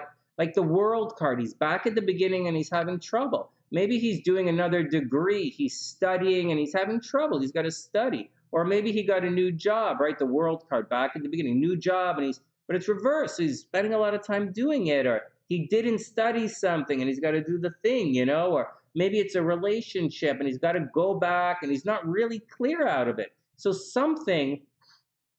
he has some cords that he has to cut, let's say, that's metaphorically holding him back from moving on. So there's the first one. He was in the war. No way. No way. Oh, hold on. I didn't even see that. Hey, Jane Jam. Let me add you to the list right here. Here we go. And Rochelle's still here. Whenever we get to Rochelle's chart, we have to do Rochelle's. So, all right, so the world card. Then we have the Knight of Coins. It's reversed. The Knight of Coins is like running around for money, running around for stability. It can be money arriving at a distance. It can be a lot of stuff, Pam. So, like, not a lot of stuff. It's a lot of movement with regards to money. But this card's reversed. And so maybe, like this to me says there's some kind of financial restriction, or it's a comfort and security thing. It can be as simple as shopping, right? Very simply, Knight of Coins, rushing around for something to make you comfortable. It can be as simple as shopping for a couch. I'm quite sincere about this. Unfortunately, it's all reversed. So whatever he's running around doing, like he could be running around getting the same old presents. The World card reversed, same old, same old. Knight of Coins reversed, running around trying to buy something and he can't find what he's doing. So either he's waiting for money to arrive or he's running around trying to buy something, but it looks like he can't find what he wants to buy. It's kind of funny. And then we have the Six of Swords straight up. So maybe this guy's in a situation that he's trying to leave. Actually, if I saw this, like I don't really know what's going on with him or anything, but this looks to me actually like he's trying to get himself out of a particular situation, right? I get a feeling he's trapped in a situation, he's trying to get himself out, and he's trying not to rock the boat, but I don't think he's going to be very successful with it. Like maybe he wants to quit a job or move on to that or some kind of situation, but I don't think he's being very successful at it because I don't think he's trying anything new. I think the World card is like he's kind of stuck doing whatever he regularly does. Now, it doesn't mean he's waffling, but it doesn't mean that he's freaking out either. So he's doing it his own way, getting his own results, and he's taking his time. But he's not like he's not dragging ass. He's just doing it in his own way. And he's doing it so he doesn't rock the boat, right? Six of Swords, he doesn't want to rock the boat. Whatever's going on, he doesn't want to rock the boat. And we're not using those cards of those. And then he has the Five of Wands. So, hey, Pam, so he's busy. Five of Wands, he's busy. He's up against the clock. He's either up against the clock or this card's right side up. Look, he's working. Oh, this card's useless. This card doesn't really show what's going on. But look at this, guys, he's busy. Hey, Pam, I think he's busy. Five of Wands, I don't think he has a lot of haters. It's not the Five of Swords. Five of Wands is a lot of people working towards a common goal. I have a feeling he's busy. I don't think he's being sabotaged. I think he's just busy. I think he's just busy and he doesn't want to upset anyone. Six of Swords. He's probably getting pulled in a lot of directions. He's probably just busy, Pam. I don't see anything sneaky. I don't see anything hateful. I just see he's busy. He's doing it his own way, right? The World card, he's doing his own, it's dragging it, and he's just not trying. No, Pam, I think he's okay. Your ex is an animal, Cece? Oh my God, what? All right, here we go. All right, next. That's what I think, Pam. I think he's okay. He's just busy. All right, next. Your ex is an animal? What the fuck? My ex is... All right, Anne is up. Anne, Priestess, then Ruby. Ruby's getting a little longer reading, so we're going to put her at the end.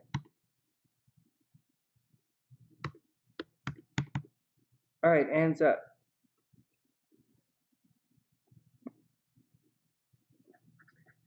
That's what's up, Sonny? Your ex is the guy who's messing you up, right? He's being an asshole. He is busy. Hey, Pam, I think he just don't want to, he's doing it his way. He's doing it his own way, you know?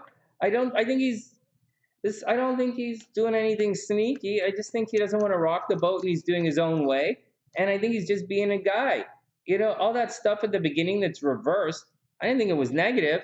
I just thought it was, made me kind of laugh that the guy is being a guy.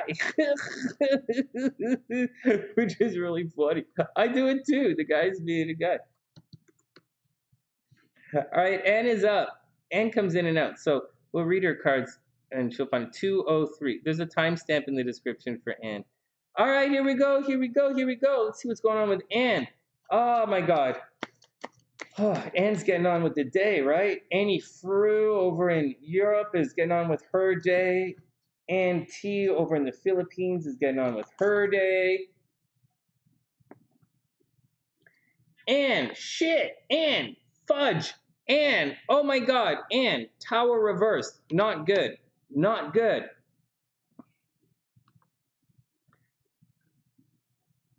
I don't see this as a bad week, guys. I see it as a watershed week. I see the full moon as a watershed week. I see a lot working very hard towards love and money in the next little while. I do see us successful. The next horoscopes are not going to be till Thursday, so it's a day after the full moon, and they're not going to be focused on full moon horoscopes because full moon are tomorrow. For the weekend, we're going to be focused on something else. So just be careful, guys. On the weekend, we're going to be probably focused on Mars making its way to Pluto. So just a heads up with that. And the shadow, not the shadow, but the after effect of the full moon. Anyways, and the tower, something is going to come crashing down, so be careful. Oh my God. I just think it's a karma kind of week, guys. I'm just hearing everything that I hear from everything as a karma kind of week. If things were working out, they're going to work out. If things aren't going to work out, they're not going to work out. And that's what I think. Anyways, then, and we have the Queen of Swords. This is a good card, actually. Watch your words. Watch your words. Your words can really cut right now. Queen of Swords. You might have to have the conversation with someone. You might have some fighting words with someone. You might have an argument with someone. Or you might be called upon to really speak up and take care of someone. So if this tower does come crashing down, and if the tower card comes in and messes you up, then by all means, stick up for yourself. Do the Queen of Swords. Stick up for yourself. Speak your mind. Say what you got to speak and go get them. Definitely stick up for yourself. Then the Judgment card reversed. Oh, hey, Ann, there you go. Good, we got you right here. So that's what it looks like. I don't know why the tower is there. I don't know what you're doing in your life, but like the tower is reversed. It says things might come crashing down, so be careful. Then we have the Queen of Swords, which says you should definitely stick up for yourself. Watch your words. No preemptive strikes, right? Just be careful. And then the last card you have is the Judgment card. And the Judgment card is reversed. So you have to be extra careful these days.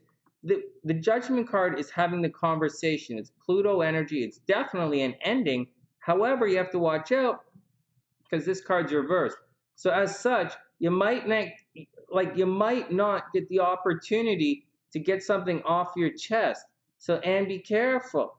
You're probably going to be blamed for something you didn't do, and you're not going to get the chance to get it off your chest. And what sign are you? Oh, the Queen of Swords is good. This deck is beautiful. Oh, Jane, this deck is beautiful. The Bonefire Tarot that we're using. All right, I like this style. So, and you're not going to get a chance. Like Judgment is reversed, sticking up for yourself, getting the answers. Judgment is all about getting the answers. It doesn't look like you're going to get the answers, but you're going to have to do it. You guys okay?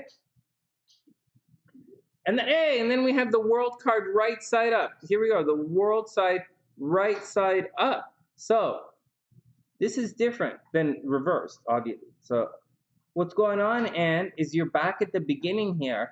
But I think now that even though you're back at the beginning, it's time to let go and move on.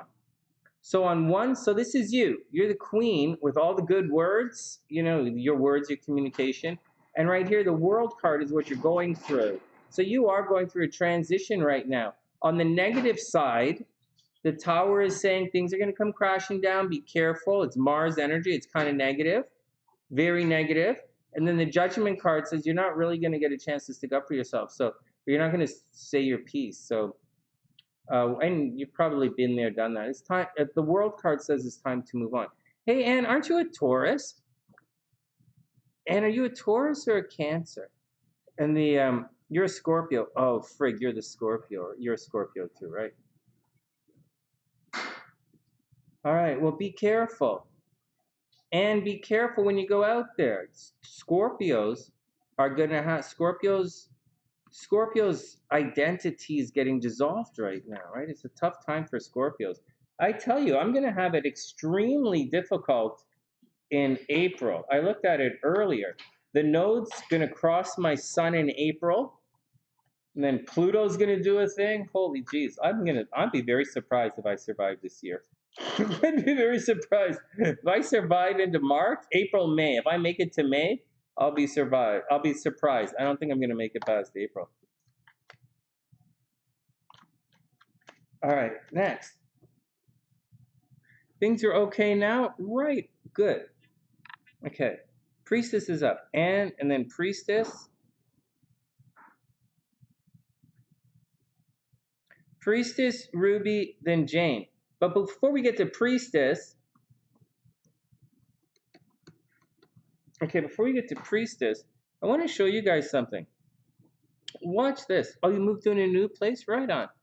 No, Chelsea, it's not too late for reading. And I'm just taking my time today. I'm a little slow right now. Here, watch this, guys. So I was looking, we're looking at things like I was looking at like the Hiroshima bombing, and I'm trying to figure out what's going on here, right? Where is the major loss of lives in Hiroshima, right? Or Hiroshima? Like, what are you seeing? You guys seeing something I don't see here in the chart? Like, there's stuff going on. And then I was looking at a couple other charts. I had a look at Nagasaki, the Nagasaki bombing. And I was trying to figure out what the hell is going on. And then I found in both of the charts, or forget those two, and then I had a look at the Titanic, right? I was looking at what's going on in the Titanic to lead to all of this loss of lives. It's really fascinating. And then I took the Titanic birth chart, but the problem, guys, is I have so I used the launch of the Titanic and when it sunk kind of thing. And, in this situation, and I'm going to say this for a specific reason,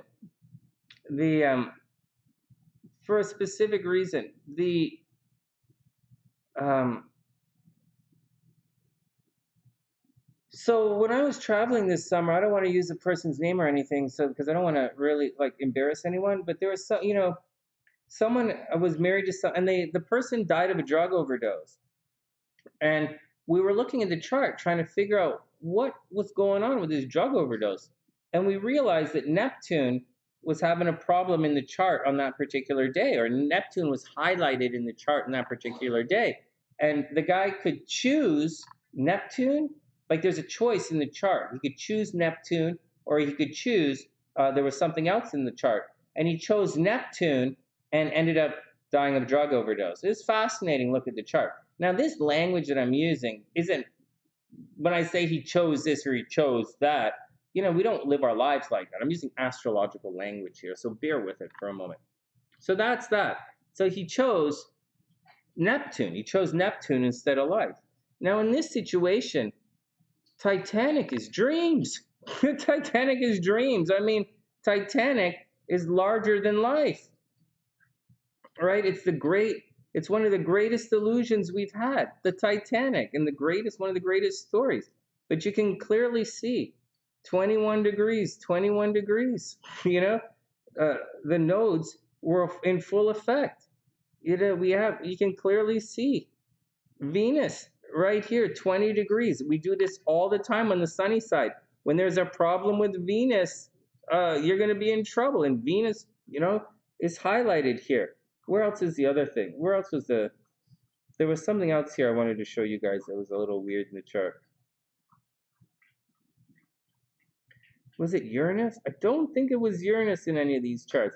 Anyways, I just wanted to show you guys that sometimes when Neptune causes problems, when a Neptune is active in your chart, it can cause a lot of problems, including death.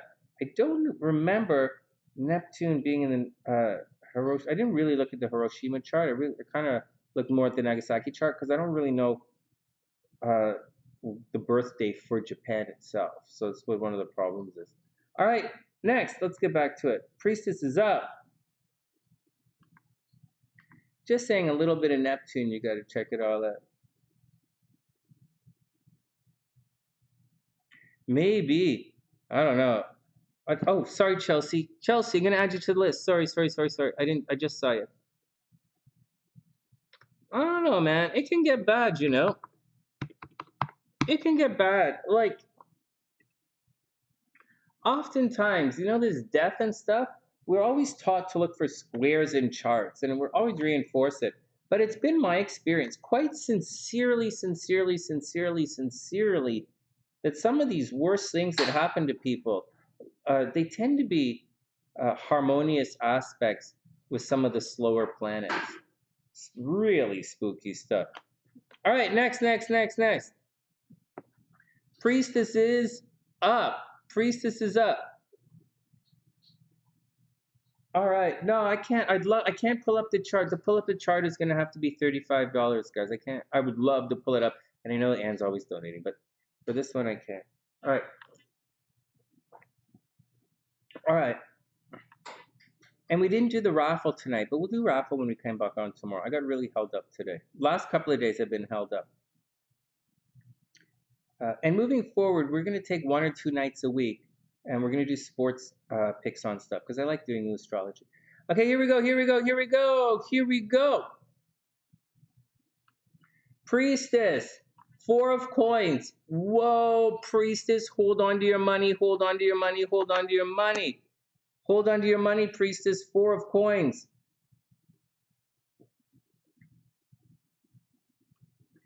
Whoa, hard work. Ay, ay, ay, ay, ay. Hey, you know what, guys? You know what? B studies astrology. You know, you guys, a lot of Sunnysiders study astrology. I don't really want to point people away from what I do because Sunnyside astrology is evolving into a lot of stuff. Like my astrology is it's starting to become, it's beginning to become its own type of astrology because I combine some different stuff here. But like Sunnyside astrology is kind of evolving into its own kind of astrology, but not really, but kind of. It's kind of like, anyways. I hear very good things about Hellenistic astrology. Now I don't personally agree with Hellenistic astrology for using personal charts,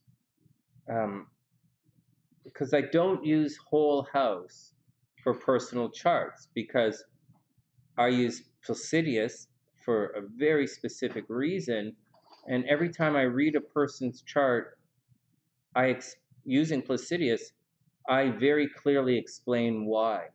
And when I do that, it makes so much sense when you use Placidius. But to use Placidius, you have to actually understand planets in motion. And if you don't understand planets in motion, if you don't understand astrology in terms of time, physical time, like days of the week or hours in the days, if you don't understand it like that, then you're going to have to go back and rely on something like a whole house. And that's what they do. But for everyone who study Hellenistic astrology, and I only know 2, Tina and Nea, and they both study it. They're both really good at astrology right now. Really good. Really, really good. But that's my 2 cents on that kind of stuff. And I'm guessing they're really good. One, because Tina's a brainer and Nea's a brainer. But I think they had really good teachers. I think that the teaching Hellenistic is pretty good at it. It's what I think. Not just my 2 cents. But personally, I wouldn't recommend it. But those Sunnysiders are pretty good. They get in there, they're pretty good. They're learning, mutual reception, they're learning the whole thing. So it's kind of neat. All right, enough of that. Enough of all of that kind of stuff. Just letting you guys know about, what I'm saying. Beast, I wouldn't go study with them. I think it's a little expensive. I think it's expensive and not worth it. But I do think their teaching is pretty good. Those girls came out pretty good. You should always test the school by the quality of their students. And those 2 are pretty good. So I would imagine the school is pretty good. All right. Then again, I would put my students up. I would put Jisha and Gabrielle up against anybody. Jisha, Roma, Gabrielle, memes. I would put them up against anyone. Aaliyah, I would put you guys up against anybody. All right, first up, Priestess, 4 of coins. Hold on to your money. It says 4 of coins. It's the final decan of Virgo, 2, 3, 4. It's very, it's planning. It's making money. You've already made the money. You've already have your rewards. Be careful not to part with your rewards. See, he's holding on to the coins right here. He's climbed up into a tree see the little heart. Watch closely. See the heart. So this is it. See, he made all his money, He's climbed the tree, and these are the things he's thinking of spending it on now, right? There's a fire burning under him, right? Should I spend the money on all this kind of stuff? Should I do some scissors, get like a haircut, or whatever the hell this circly shit is? Should I spend money on love? Should I spend money on diamond and all that kind of shit? But then you look at like this card here, another one I'll show you. Whoops, sorry guys. And then we look at, but then we look at this one here, and he has a lock around his neck. You know, he has a key around his neck. You kind of have to watch out not to spend your money right now. So you made it. It's kind of time to hold on to it a little bit. All right, 4 of coins. Then we have the Hermit reversed. So it's going to be a situation where you're going to have to sit.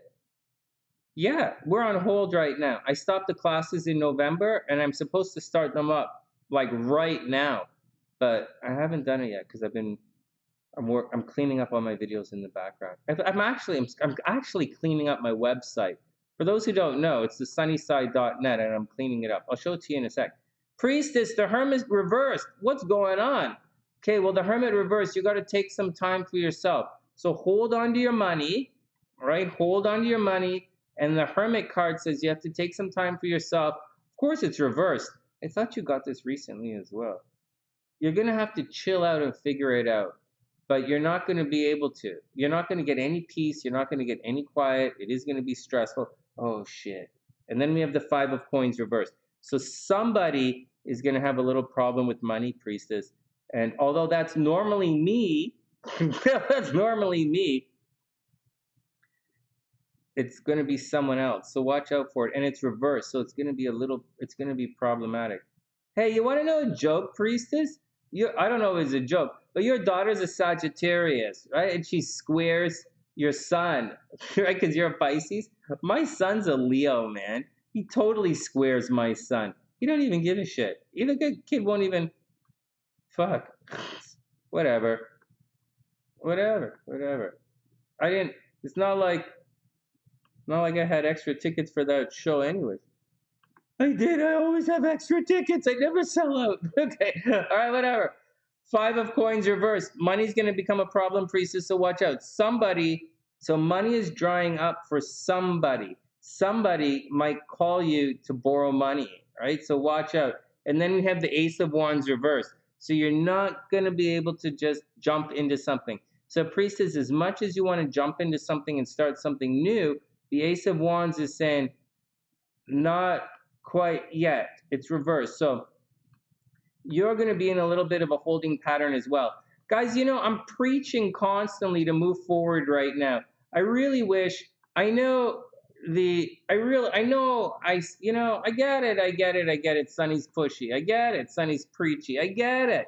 Not everybody can wake up and go bang their head against the wall for 24 hours like Sonny can. All right, I get it. But Sonny doesn't do stuff that Sonny doesn't like doing. I don't sit here all day and phone around to try and get a hypnosis gig on a stage. I don't sit here and phone around to try and get a gig playing my sax. I don't do that stuff. I've never done that stuff. And that's a major, major part of a performing artist's career. It's the major part, and I don't do it. So even though I preach like this, and I historically don't do it. So I do put my feet where my mouth is, but understand that I'm human too, and I do have some of the limitations you guys have as well. But what I'm saying is, I already know this, so I have to work with it. And you guys have to work with it, whatever your limitations are as well. I'll say it again. Just because you're afraid to go talk to the girl doesn't mean you can't get the girl. That's all I'm trying to say. Just because you never leave your apartment doesn't mean you're not going to meet anybody. I never said that. Actually, I say the opposite. And I've had hypnosis clients who really said that to me.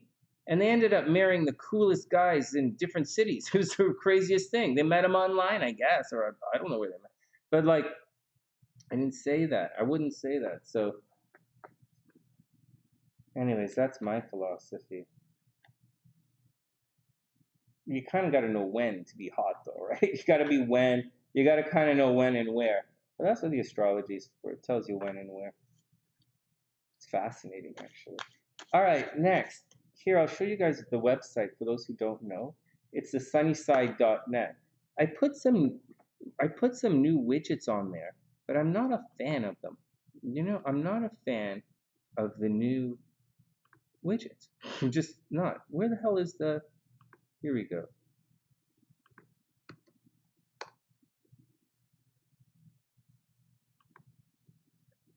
For those who don't know, or for those who have never been here, this is my website, TheSunnySide.net, and I put these on here, some new horoscope widgets. These used to be on the app, not these particular ones. I had different ones on the app, but I put these ones up because they look pretty good. I like them. I think they're really cute. I might change them because these widgets aren't working the best on the website, right? This is not the best working on the website. And I mean, this is okay like this. It's okay. They're okay. And then I put the weekly horoscope video up right underneath it. And if you need your natal chart, this is where you go to get a copy of your natal chart for free. This widget used to be on the app. I put it on the website now. It's on the first page. And then there's this astro chart bullshit thing if you like that kind of stuff. And then it gets onto the regular website, right? This is the Trish Paytas video, and then the horoscopes, and then blah, blah, blah. Oh, this is also where you go if you want the horoscopes written out. For those who don't know, I started writing the horoscopes again, and the written out versions of the horoscopes go on the website, and you'll see that my horoscopes are here, and SLC's horoscopes are right here as well. So SLC wrote some horoscopes for last weekend. She'll do it again this time. It'll be fun. The horoscope videos go here. All my videos go here. Also, blah, blah, blah, blah, blah, blah. If you book a reading, you can go here. For those who don't know, all my old TV, not all, but a couple of my old TV interviews are here. Back when I used to be a hypnotherapist, these are some of my old TV interviews when we used to have TV. This is me on Mojo when I was in Montreal. Some newspaper bullshit is about me right here, and whatever the fuck you guys want. All right, the store is here. Or maybe the store is not here. Well, where did I put the store? I guess the store is on YouTube. I used to have a URL for the store, but I guess I don't anymore. So this is the store. I'm letting you guys know the cups are going to be taken down. The Valentine's stuff and the Christmas stuff is going to be taken down in the next couple of days, and then the regular Sunnyside cups and tumblers are going to go up. I have some of these. I don't like using them in the winter because I don't want to. The dishwasher and the soap is going to take it away. I don't want to wreck them, but I'll get some regular ones coming up. Anyways, that's all this kind of shit if you like that kind of stuff. All right, enough. I just wanted to show you guys what the website looks like if you guys want to know about the website.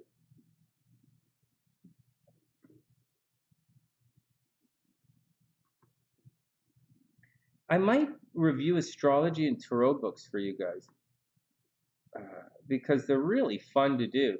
But I don't have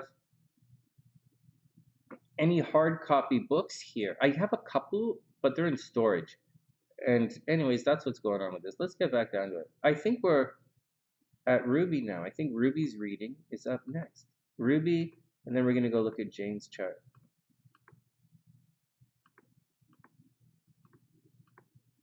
All right. So Priestess is going to be okay. Let's see what's going on with Ruby. I hope Ruby's doing okay. Your ex stalked my page. That's awesome. Right on. Nice.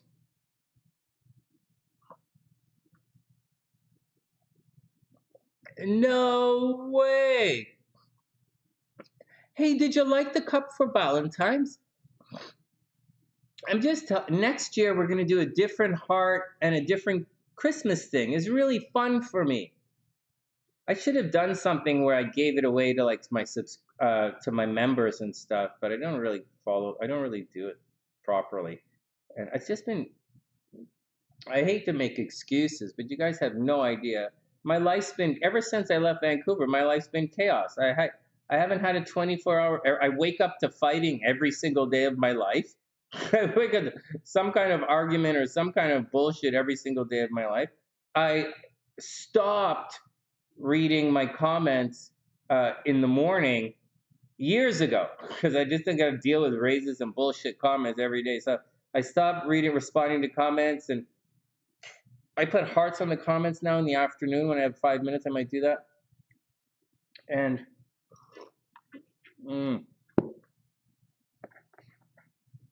thanks, Cece. I'm going to keep it up because it's a lot of fun. I like doing them. I'm going to make more stuff.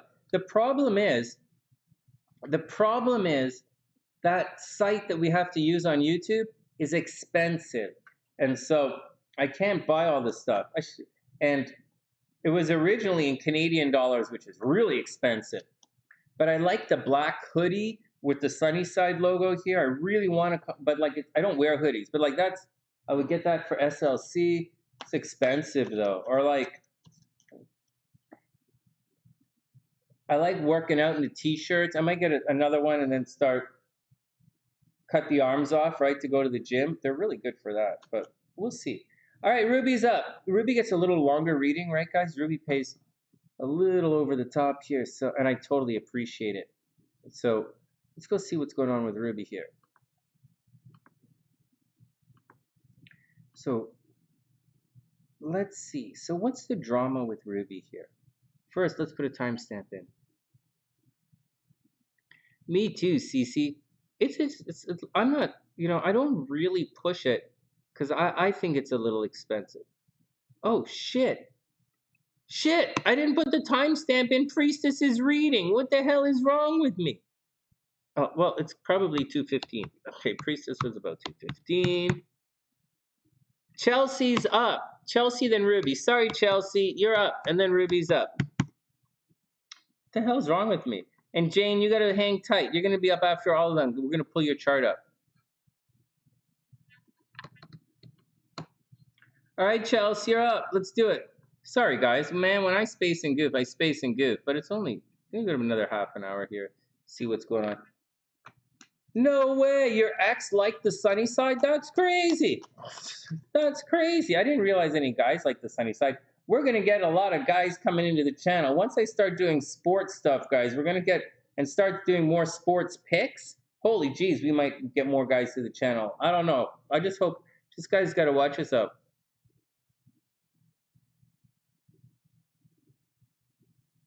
Oh, past life is really cool, Noodles. I would recommend, we could, like, it's the same kind of astrology stuff. We just dig it from a different perspective. But we do it from a very different perspective because it's past life, right? So it's a different perspective. Just let me do 2 cents on that. Just quickly flash 2 cents on that. So there's like your sun perspective. Then you do a moon perspective. Some guys like the draconian charts. I don't really do a lot of that because I don't really, like, I do believe in it, but like, But then a past life is another way of looking at it. We'd read your chart from a past life perspective. It's totally different. Maybe I should do that live for you guys. Shit, I should do that for Rochelle. But Rochelle, I wanted to teach you guys something. I'm going to do that for Rochelle. I'm going to read a draconian chart, show you guys what to do. All right, Chelsea's up. You got it, Jane. 1 sec. Chelsea, you're up. No, Noodles, that's a good idea. Maybe I'll do that for you guys and show you what it looks like. All right. Maybe I will. Thanks, Noodles. Give me a couple of days. I got to figure out what to charge. Guys, it's not that I don't like doing it. I don't really I'm not really grabbing money from you guys. You guys clearly know that with $11 tarot readings, right? You guys have, but the thing is, man, it just takes entering charts drags my brains out. Typing in charts, such a drag on my brain. I know. But it goes like a 10-minute reading suddenly spans out to like 25 minutes gathering information for charts. So like, anyways, let's get down to it. Let's do Chelsea's chart. What? I can't make any comment. No comment. But thanks, Cece. I super appreciate it. Okay, before we get to Chelsea. Well, the sunny side is community. Well, here we go. I'm going to say it again. So I did a whole bunch of, so SLC keeps telling me that I should redo my old videos. And so I was trying to figure out what to do and this and that and this and that. And again, I do have a bunch of new videos to do for you guys, like Venus and all the houses. But I really don't want to do the houses because kind of a waste of time for me. This it's kind of a waste of time. So yes and no, maybe, maybe not. I got to think about it. I don't know if I personally want to do that much writing, right? And doing a video is not a big deal, but I have to do it for the website as well. And once again, my channel has about 2,000 videos on it. I'm not in the mood to write 2,000 more videos. We'll do it. Anyways, watch for the new stuff. We see, I do it live here, so we'll see it. We'll see. It looks like it's gonna be fun. We'll see. Chelsea, first card. We're not using that card. Just to let you know, the first card, Chelsea, is actually Palace of Wands reversed. Sorry, Palace of Coins reversed, Chelsea. So, you know, maybe you're gonna have some home renovations coming up. You might have problems at the office, you know, where you make your money, Palace of Coins, or where you find refuge, or where you find solace and comfort, you know, physical comfort, like your living room, Palace of Coins. So be careful. Your job might be in a little bit of jeopardy right now. All right, here we go. Three of Coins reversed. So first up, Chelsea, you got to watch out that the work is not getting done. Three of Coins reversed, wherever the hell it is. So the Three of Coins is the card of hard work, right? I don't really know what this picture means, but this is a pretty easy one. Three of Coins, card of hard work, pumping it out, Capricorn, right? Saturn and Capricorn. It's reversed though, so it means you're probably not getting the work done. So either on one hand, you're either chained to the office right now, like you're either chained to the office and work is way over the top and it's like, oh man, you're spending your life at the office right now, or there's a possibility that someone or something is preventing you from getting the work done, or maybe you can combine the two and you just don't have enough hours in the day to get the work done. Maybe the work is piling up. Then we have the Seven of Swords reversed. So there's a possibility that you don't have, it's not only that you don't have all of the information. Seven of Swords reversed means someone is purposely keeping the information from you. Oh, we're having a juicy, juicy, juicy reading. Chelsea, someone is keeping some information from you. Someone's hiding some information from you. And they're both reversed, right? Yeah, so you're not getting the work done because I think you're waiting on some information. Is someone feeding you some bullshit? Is this true?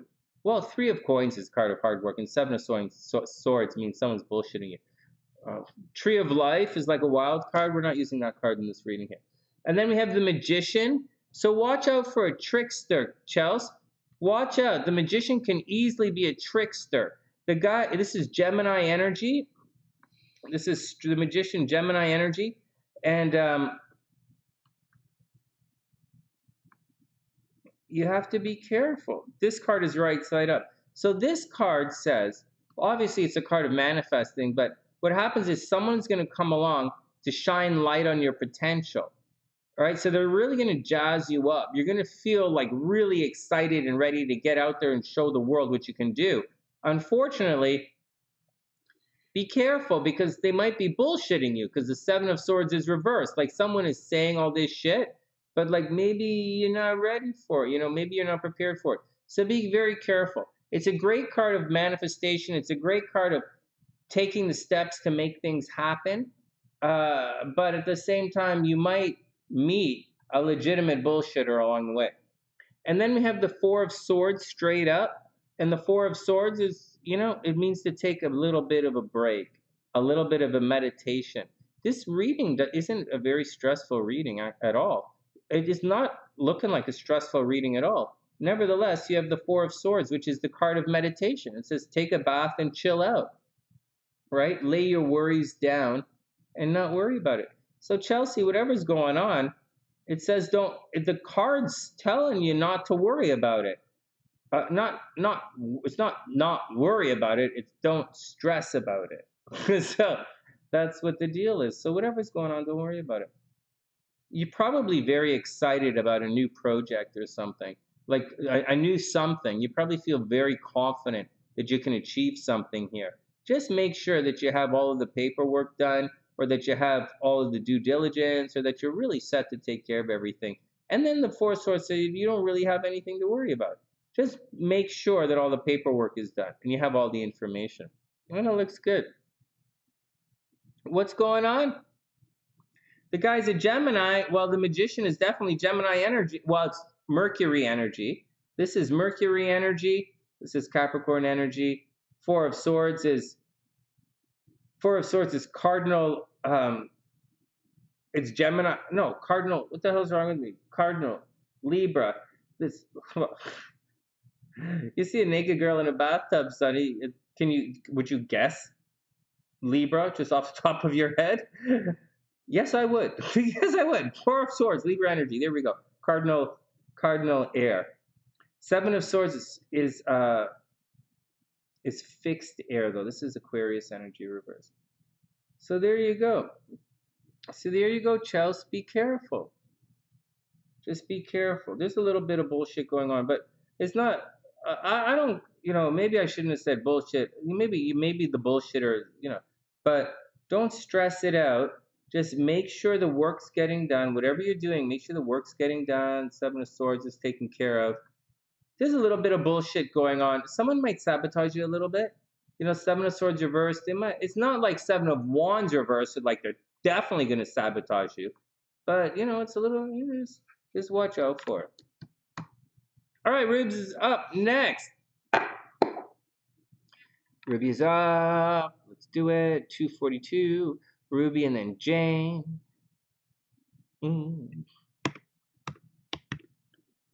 Okay, let's see what's going on with Ruby.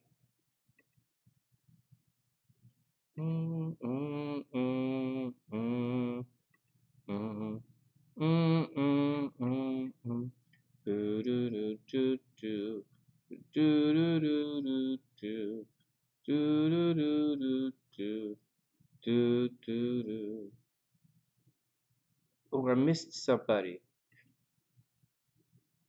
Wait, I missed somebody. This is... Shit. Is this... my brain's cramping. So, wait.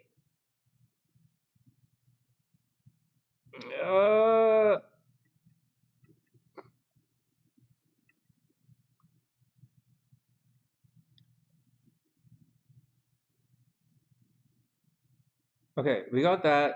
We got that. Guys, can you guys remind me who Dream Girl is? Is Dream Girl Noodles? Noodles, is that you? Guys, who's Dream Girl? I can't remember. Guys, who's Dream Girl? Before I get to Ruby, I missed Dream Girl. So, you're welcome, Chelsea. Frig, I missed it. Guys, who's Dream Girl? I can't remember. Ruby's up, and then let me know. Dr. P is Dr. P. Hold on. Let me look at my thing again. Because sometimes I don't always check, guys. Sometimes I just write it down. Strange. What? Noodles? I'm looking at the PayPal. Channeling Jimbo. What? What the fuck? You guys gonna make me stress out, man. All right. Ruby, Dr. P, Anne. Okay, Anne. Priestess. Chelsea. All right, Jane Jam. Hold on.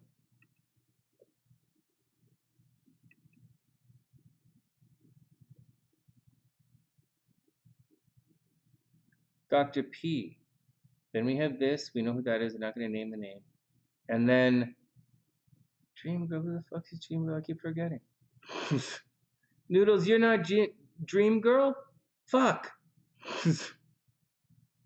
All right, next. All right, next. So, all right, Ruby's up. Ruby's not Dream. Ruby's Ruby.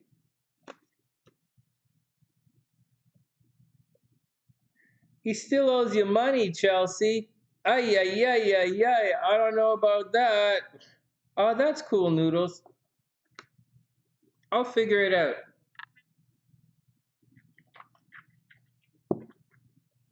Or they'll send me an email.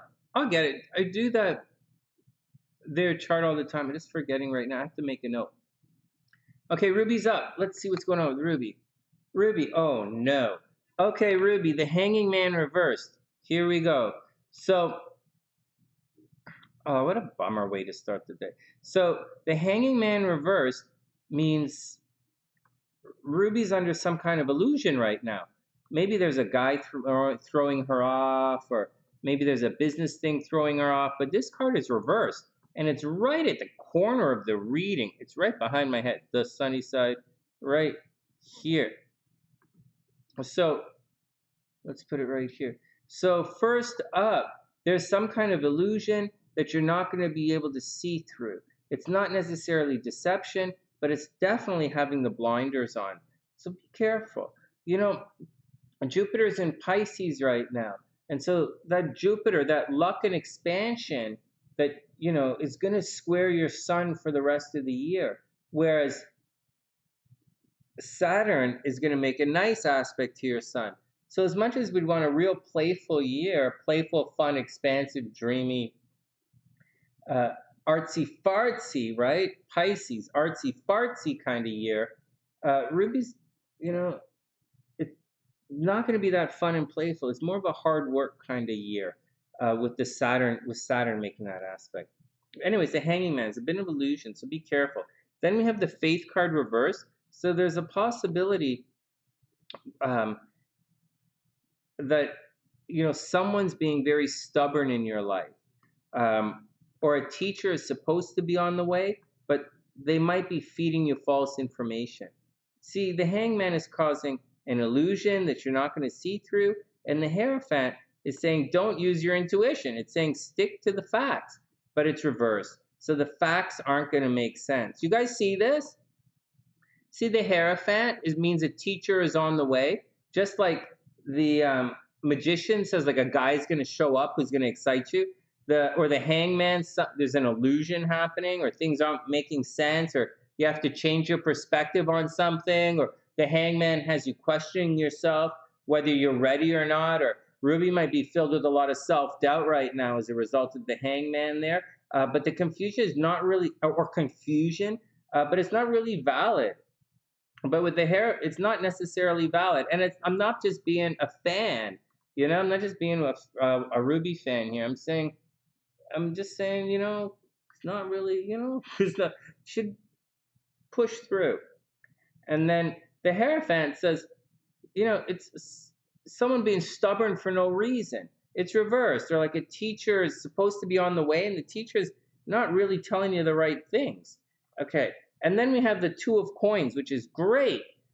Great news. The Two of Coins means multiple sources of income. You might be juggling different sources of responsibility. Love is coming from many directions. Love and money are coming from many directions. So if there's anything I'd watch out for on the bottom here is watch out for the Hangman. If indeed the Two of Coins does indicate that you have a lot of love or opportunities, it could be career opportunities as well, right? Like a bunch of competitions or something, but like, or whatever, some kind of horse things, like a bunch of horse things. Something could be happening, like a lot of competition, or like whatever, lots of horses, something, lots of people. It's not people, it's more like opportunities. And so, but be careful because some of it's kind of an illusion, right? But you don't have to worry. You're going to be fine. And then the 10 of Coins. Holy crap in hell. Holy fuck. Ruby, you might. Holy jeez. Somebody go tell Ruby she might win the lottery this year. Holy goodness. 10 of Coins straight up. Either Ruby's going to inherit a lot of money or come into some kind of legacy, or she's going to win the Triple Crown or something like this. The 10 of Coins says Ruby is going to win a lot of money this year. She's going to come into one big success streak this year. Wow, how cool is that? Oh no! Surprise, surprise. Oh my God, I'm going to get an eyeball roll for this. Then she gets the 10 of Swords reversed at the top of the chart. Ouch! Oh my God, guys. 10 of Swords reversed at the top of the chart. So there's massive amount of jealousy around. Massive. She has to absolutely watch out for sabotage and people letting her down. Sabotage and people letting her down. Massively, massive amount of sabotage, massive problem very publicly. Yeah, you're going to win a lot of money. Yeah, you're going to succeed. Yeah, it looks good, but you're going to have a major amount of haters. Oh my God, that 10 of Swords is really going to, oh my God. Oh my God. All right, here we go. You're like, oh, you're going to get some haters. You know how to handle haters. This is funny. And then the King of Coins reversed. Yeah, so watch out that people don't come and try and take your money at the end of this. Oh my goodness, King of Coins. I hope it's okay. It doesn't say anything about kids. Doesn't say anything about. It just says money coming from multiple sources. It says you're going to be successful, but it also says you're going to get stabbed in the back. Then the King of Coins reversed. You definitely have to watch out that someone doesn't come along and take your money. That's like, or that someone doesn't. Just watch out with your finances, right? King of Coins reversed. You're not going to be able to react. For whatever reason, you're not going to be able to react. And King of Coins help people, right? Help people financially be responsible. You're not going to be able to help them responsibly. Maybe someone's being irresponsible and it's kind of causing a little bit of problems. All right, then the King of Swords. 3 more cards and we're done this reading. King of Swords, guys, and then we're going to get down to Jane's tarot astrology reading. We did Ruby's astrology reading last week when we getting into the month, right? All right, King of Swords, but tarot for the rest of the month. King of Swords is next, Ruby. So this is a good card. Actually, you have except for here, I'll show you. Except for right here, being a little stubborn, and then the 10 of Swords reversed. The Hierophant reverse going to cause problems. 10 of Swords reverse definitely going to cause problems. But you have the King of Swords, so you should be able to figure it out. This is a very cerebral card, very thinking card. It's not like an intuition card, it's a thinking card. And so think it out, figure it out. Whatever's going on, you will be able to figure it out. Then we have the 8 of Coins. This is not exactly back to the drawing board, but it's definitely working on your craft. So, it's like training. 8 of Coins. If you're an athlete, you train. If you're a nerd, you're going to hit the books. If you're an artist, you're going to paint. So, or you're going to design something. But there we go, 8 of Coins. So back to the woodshed, back to training. This is good. This is really good. So you're going to make a lot of money. You're going to succeed. You might get in a little bit over your head, but I think you are going to succeed. Then the 10 of Swords, people are going to get really jealous. You do have a big opposition coming up. You are going to have a moment of questioning yourself. You might have a big loss on the horizon where someone not doing someone stabbing you in the back, let's say 10 of Swords. But at the end of the day, you should really be successful. You'll figure it out and you get back to work. Oh my God. And then the 4 of Wands. And finally, if you do meet somebody, or even if you don't meet somebody, the 4 of Wands says that it's time to move on in your life. So this is it. This is it, Ruth. Go get him. 4 of Wands. This is a really good card, by the way. This is Cardinal Fire energy. This is Aries energy, straight up. And this is going to jazz you. So get out there, Ruby. Get out there. It doesn't say new hobby. It doesn't say this is like, it just says it's time. It's time to go win a whole bunch of awards, or time to go win a whole bunch of money, coins, right? But just keep in mind that the 10 of Swords has you losing as well. Right there, the 10 of Swords reversed, right in the center, has you losing as well. So get out there, just get out there and do your best. And the 4 of Wands is not victory, it's actually marriage. So Ruby, you have something really good coming your way, and then the possibility of it lasting. All right, next. Hey, we did it. We're cruising along. One more reading and then we're out of here. How's everyone else doing? North Node in the second house, that's good, man. North Node in the second house gives you the opportunity to make a lot of money. A lot of money. North Node in the second house. You can make a ton of money. All right, next. There's the sunny side.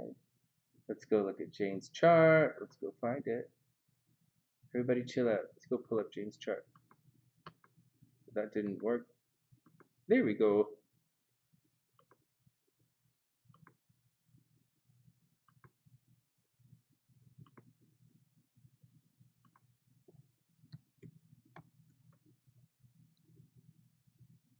Jane, you really think Biden has Parkinson's?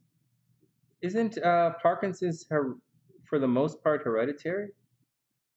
What's the here we go. I've got your chart right here.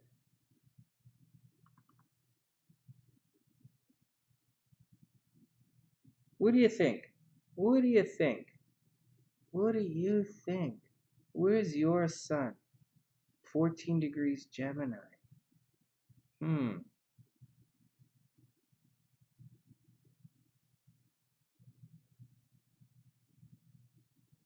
You should have had a really good. Well, let's see what's going on.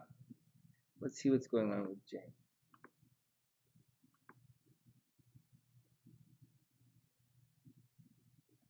Hold on. I have this set for Valentine's Day. Let me bring it into the thing.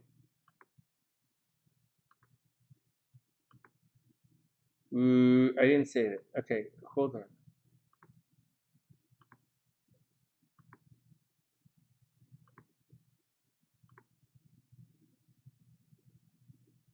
Hey, Leon, what's up? He had some subtle signs? Maybe. Isn't 80 years old a little late to be showing signs of Parkinson's, though? Seriously? Wouldn't signs show up earlier? I don't know. I'm just asking. I thought Parkinson's was a little. I thought one of the ways was hereditary, although I don't think it's proven that it's hereditary. I thought it was a bit hereditary, and I thought it showed up earlier, but what do I know? I do know something else. I know you guys are doctors, but listen to this. Hey, Jane, I know you guys are doctors, and I have never heard of any science leading towards what I'm about to tell you guys, okay? Nothing at all to this. But someone told me, and this girl I knew really well, and the girl is highly educated. She has a master's from the Glenn Gould School. She did her master's at the University of Michigan, and then she did another master's at the Glenn Gould School. Her mother is a major surgeon at one of the hospitals in Detroit. So this is where I heard this from. And I knew her really well. And although I don't know that I trust her about anything, okay, I don't trust her anything. But she said to me, and this was a long time ago when we were talking about it, she said there was a disproportionate amount of people in Vancouver, or North Vancouver specifically, who had Parkinson's disease. It was really weird that she was saying all this, but this is what she was saying.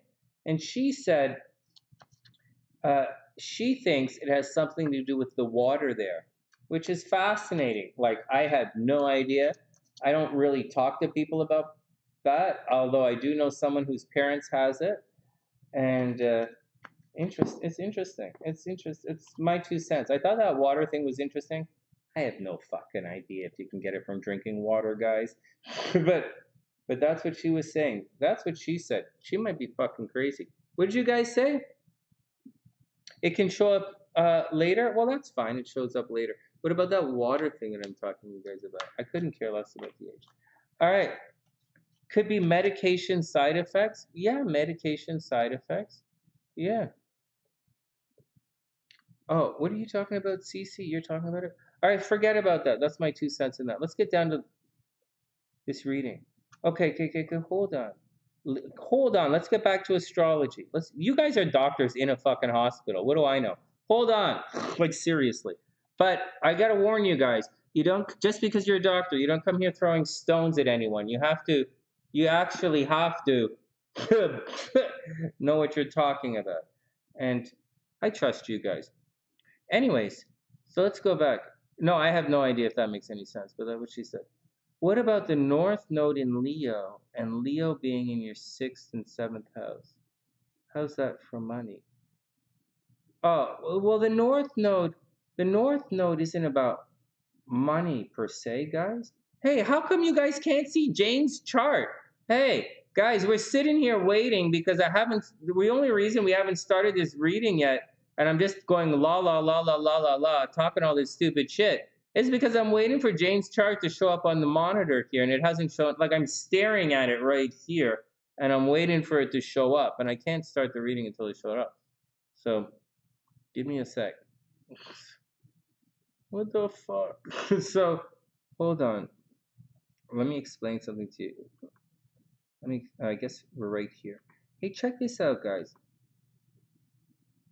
The North Node isn't about money at all. The North Node has nothing to do with money. But Hellbeast was saying the North Node is in his 2nd house. And the North Node in the 2nd house is going to cause, it's going to cause problems, right? It's going to cause, forget about problems. The North Node, so this is, I'm waiting. Everybody calm down. I'm still waiting. Holy shit, now I'm frozen. Hold on. All right, we're here. Check it out. So, like, Hellbeast was saying, what if the North Node is in the 2nd house? Well, wherever the North Node is, wherever the nodes are, you're going to have problems in your chart, no matter what. But wherever the North Node is, there's a possibility for success, but it's a bit, pie in the sky kind of thing. Let's use Jane's chart. So Jane's chart has her North Node, okay? It has her North Node in the 11th house. Okay, guys, hold on.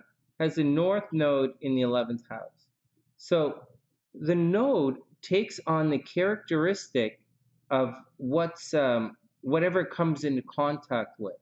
So when Jupiter transits the North Node, it can be very auspicious, meaning it could be very good. And in the 11th house, there are times, especially when Jupiter is in Leo, that Jane can be very popular. Very, very popular. Many groups of friends, a lot of promotions, well received. Everybody likes her. Like popularity, man. Hopes, dreams, aspirations, winning a lot of awards, highly promoted. Really good stuff happening to her. The North Node also favors Saturn. Check it out. The North Node favors Saturn. So because the North Node, again, I'll draw this line. The North Node is disconnected from anything. It's like a head in the clouds. But when you add a little Saturn to the North Node, it grounds it, right? It adds a little Saturn. Remember, it can take away. So if you don't ground it, right, ground the North Node, if you just leave it pie in the sky, right? If you just la la la la la la la la la, oh, North Node is where people have a sense of entitlement. So I'm not saying that Jane has this, but like with the North Node in the 11th house, you may expect to have everyone like you. It's in Leo too. It's really cute. Jane's. You might expect everyone to like you, or you might take your friends for granted, or you might take your social networking for granted, or you might take your own dreams for granted, or it's also the money from your profession, right? So I'll draw a little dollar sign here and draw the arrow over here. You might take the money from your career for granted at times, okay? At times. And so that's the North Node where you take things for granted. But when you have things like Saturn transiting, it can really ground it. And so the node, it's good with the Saturn transit. And in that case, when the Saturn is making an aspect, like say Saturn is transiting a fire sign, right? Because her North Node is in Leo. Say Saturn is over here in Aries transiting, or Saturn is transiting down here in Sagittarius. Then it's going to add a lot of discipline and hard work to her nodes. She's going to put a lot of energy. She has the opportunity to put a lot of energy into hard work and supporting and maintaining her friendships. Excuse me. It's pretty neat. That's how it works, guys. But at the same time, when things begin to square the node, like say there's something going on. So like watch this. So Jane, right now, Jane is about to have Uranus click this way, right? Uranus is ascending 11, 12. There's, and oh, this is really tricky. And it's opposite her Neptune. So, oh, it's in her third house. Oh my God, Jane, what are you going through? Oh my God. What are you going through? Anyways, Uranus is going to Uranus is opposing her Neptune, right? Uranus is opposing her Neptune and about to square her nodes. And Uranus is currently squaring her Saturn. Holy shit, Jane, what the hell are you going through? Oh my God, you're going to have sudden and unexpected problems with the children. Oh my God. Jane, you have to watch out. Jane, you have to watch out that you don't accidentally get pregnant. Oh my God. No, I just joking. This is a piece of security. Oh, Sonny, what the fuck? No, are you? No, I'm just teasing you. Like, gonna make her pass. You guys don't watch the Sonny. You guys don't watch this while you're in the operating room, right? I don't want you to like drop a scalpel in someone. Oh my God, Jade. Uranus is gonna square your Mars and is gonna square your Saturn in the 5th house. You're getting pregnant. Yes, Sonny, it's gonna have to be one hell of an accident if it happened right now. All right, whatever. I'm just bugging you. But the all right, enough of the stupidness. But there's gonna be a lot of tension here. So actually, do watch out for problems with the kids. Okay, watch out for problems with the kids. Watch out for a creative project. Watch out for something from your past coming back to haunt you a little bit. You, you, you're actually under a lot of pressure right now, and I don't know if anyone knows this about you or anyone is saying anything to you about this, or you've said this about this to anyone else. You may have a sudden opportunity to travel. And you might have a sudden opportunity to travel. You might have an opportunity to teach, right? Like you suddenly might get this great opportunity to teach.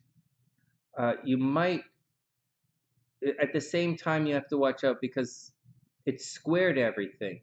And when things square your nodes, like when Uranus is squaring nodes, you might feel as if you're forced to do something. You might feel as if your liberty is being imposed upon by your friends, right? By your friends in the 11th house. Your liberty is being imposed upon by your friends or your lovers or your creative partners or your children. They're going to impede upon your Uranus, your ability to be free and rebellious and get out there and do your shit. So watch out. This really unexpected event is going to come down and it's probably going to affect your kids or a creative project.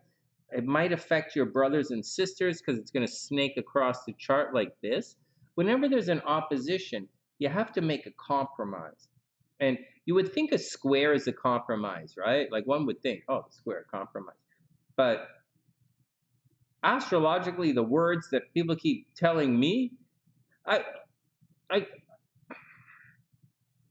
oppositions, they say compromise, but I think the reality is one or the other. So compromise, like meeting halfway, is kind of like a square is either or. You square, you can't make up your mind, but in opposition, you kind of capitulate to the other side. Let me show you guys something else. If you want to travel, so oh man, yeah, go.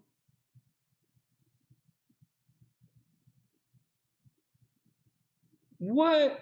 No, I'm joking. Oh, one of the kids called for money. Okay, I get it. Oh my God, that's funny. Is this sisters? This is Jane Gem's chart. This is Jane Gem's chart. Okay, so all right. What else am I going on here? What else am I saying? Okay, so I got this. Okay, there's some more I want to show you guys. Watch. So whenever there's an opposition, check this out. Oh, sister, right, across the chart, brothers and sisters, third house. Yes. Hey guys, let's go on for the opposition again for a sec. So whenever you have an opposition, I like showing this to you guys. I just wish I was making some more videos. Whenever there's an opposition, it's almost always an upper part of the chart versus a lower part of the chart. Like, kind of. How do you, what about like this? You can't really have an opposition like that. Can you have an opposition like that? That's upper, lower. Can you do that? Upper, lower. So every opposition in this chart is a bottom to the, like and this is your inner world. And this is the outer. Right? Like this is how you look, this is how your partner looks, et cetera, and all opposition is from and so it's a thing from what you're doing inside and what you kind of have to give up for the outer world. It's that compromise. Again, they say compromise, but they say compromise, but it doesn't really mean compromise. It means like doing it for the other person. And so like under a full moon, where's the compromise? The guy's a werewolf. Where's the compromise there? Okay, well, he's not going to eat the sheep. Like, where's the compromise? He's a werewolf. It is what it is. And so in the compromise or a full moon over here, you're going to do it for your partner. Anyways, in this one, it's about Jane's Neptune. This is not the greatest example, guys, because her Neptune is retrograde. So this means she naturally doesn't have the rose-colored glasses on with her brothers and sisters. Maybe she's always fighting with her brothers and sisters. Maybe they have some, like they have a negative thing to always say, like Neptune retrograde, just seeing the ugly side always. Anyways, it's between the Neptune and the Uranus. And she has to figure out what she is going to give up in terms of, forget sister, in terms of her communication with regards to her outer world. So something about Jane's communication is going to change, or it's going to trigger, or something about her third house, her curiosity, her desire to move around a little bit. Jane, what does a Neptune retrograde in the third house mean for like your car? Are you always like getting into car accidents, or you always have car problems or something like that? But anyways, so what's going on now? So that's what's going on. The opposition means you have to kind of move from the inner world and push it to the outer world. And that's what it means. It's a little weird like that, but that's a guideline for any kind of opposition. Anyways, let's do some other stuff. You know what? With the South Node, we've been talking recently about this. And now I didn't look at Jane's chart like I'm supposed to, right? I will in a sec. You know how I go and I choose, like, look at this, see if anything negative's happening. She does have something negative happening, but we'll do that in a sec. Oh, it kind of goes hand in hand. So this year, the third house is going to be under attack. And the third house later on is going to way square your nodes. Holy jeez, it's going to square your nodes. And it's going to happen again. So Jane, you have to absolutely watch your health for the entire year. You're not close to it yet. Like later on in the year, we have a ways to go. But you're going to have to watch your health and get ready for this to move into a new section in life. What's the deal with you guys? Are you guys studying something? So Jane, what's the deal? This is at the top of the chart. It looks as if you guys are studying something and you're getting ready to finish, like you're doing a new degree. This is going to cross here at 11 degrees. It's going to be crazy. Something sudden and unexpected is going to happen in this year. It's going to be at a distance, and it's going to affect you guys. So watch out for it, especially with Jane. Watch your health this year. Watch your health. Watch your health. Seriously, watch your health. Watch your health as you go through the node square. All right, what else do you have to watch your word about? Anyways, forget about all that. Forget about all that. I'll just keep on top of it, and I'll tell you in advance when it's coming. Next, we have, okay, well, all the energy is starting to pile up in the 5th house of romance and children. So this is a situation where either you're getting pregnant again. Jane's not getting pregnant again. But you're going to get, the kids are going to come calling, and the kids are going to be looking for money. It's good and bad. Good for creative projects, a little tricky as far as finances are concerned, but you should be fairly romantic right now. This is a pretty good time, Jane, if you want to start dating. I'm telling you guys, Virgos are hot to trot right now. If you guys want to get jiggy with anybody, go find yourself a Virgo or Virgo rising. I'm serious. All right, next, on top of all of that, you are going through right now your Jupiter return. You should 100% buy lottery tickets this weekend. I'm not joking. You should buy them right away. Right away. I wouldn't even wait to the weekend. I don't believe in exact, I believe in applying. So this is at 11 degrees. Your Jupiter is at 10 degrees. I believe 10 degrees is a little stronger than 11 degrees in a, just saying, letting you guys know. I believe applying aspects as opposed to separating aspects. So definitely buy a lottery ticket. This is, you are beginning your 12-year luck cycle. So definitely get out there and buy your lottery tickets and watch your health. Just watch your health. Just watch your health. Just watch your health. You may have been really sad in the last couple of days. Jupiter, I don't think that Jupiter conjunct Chiron adds sadness. Jupiter making it conjunct Chiron, conjunct Jupiter, is kind of a Cinderella transit in Magi astrology. So if anyone wants to go through a Cinderella transit or know what a Cinderella transit is, Jane has the possibility that if someone hooks in to Jane, like if someone's Chiron, Jane, if you date somebody whose Chiron is at, what the hell kind of picture is this? If you date someone whose Chiron is at like 10 degrees, right? Like, depends on the sign, you're going to be really, really, really successful with them. Or like someone whose Jupiter is, say, 10 degrees Scorpio. If you have someone who's, that's not a Jupiter. It's a Jupiter is, say, 10 degrees Scorpio, or say 10 degrees Cancer, right? Or Jupiter up there, or Venus up in Cancer, or Venus in Scorpio. You guys are going to be super amazing, super successful. That's Cinderella transit time. You guys are going to be very, very, very successful. I don't know about the sun, but if the Venus or Jupiter or Neptune is here, see that Neptune makes this blue line? Oh my God, Jane, you have all of these superpower aspects in the chart.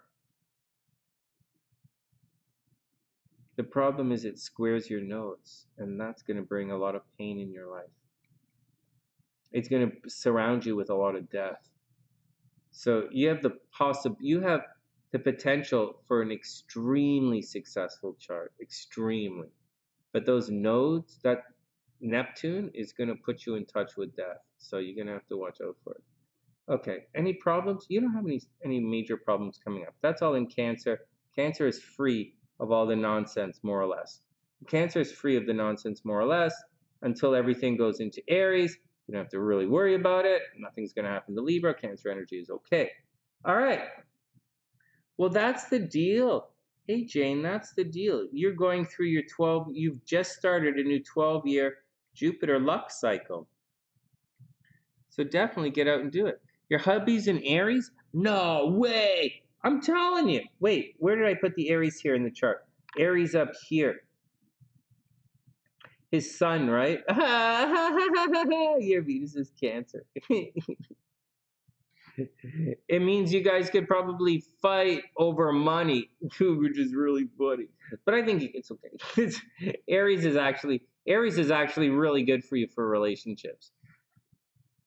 Ah, Aries is pretty good for you for relationships.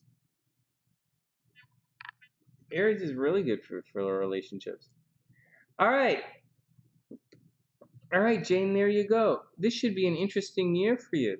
Wow, you guys are you're going to have one hell of a year. Hey, Jane, this is it. So get out there and just go live your life. You know, this is going to be a big year for you, but you're not going to feel the really crazy stuff till later on in the year. So don't. I think you should go out and have fun. I think you should travel, but I actually think you're good at travel. And I think you're going to get a sudden and unexpected opportunity to travel later in the year. Obviously, later in the year, because it's at 27 degrees and it has to get to 11. So it's got a long way to go, but obviously it's coming. And there you go. And then that's it. I wouldn't worry about anything else. Everything else looks good. As long as the kids, Jane, as long as you don't get accidentally pregnant again, you're going to be okay.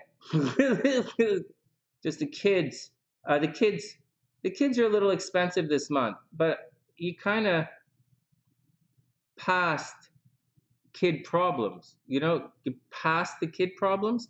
So don't really worry about it. I would just watch your health. Saturn moving into your health right now, sixth house that's actually okay for your health. Unless you were a sick baby, Jane, unless you were a sick baby, like at 1 year old, if you were sick from like a baby up the first year, say year and a half of your life, you were a sick baby, you'll be sick again right now. But I have a feeling you're going to be okay. All right, that's it. Oh, you're welcome, man. Of course you're welcome.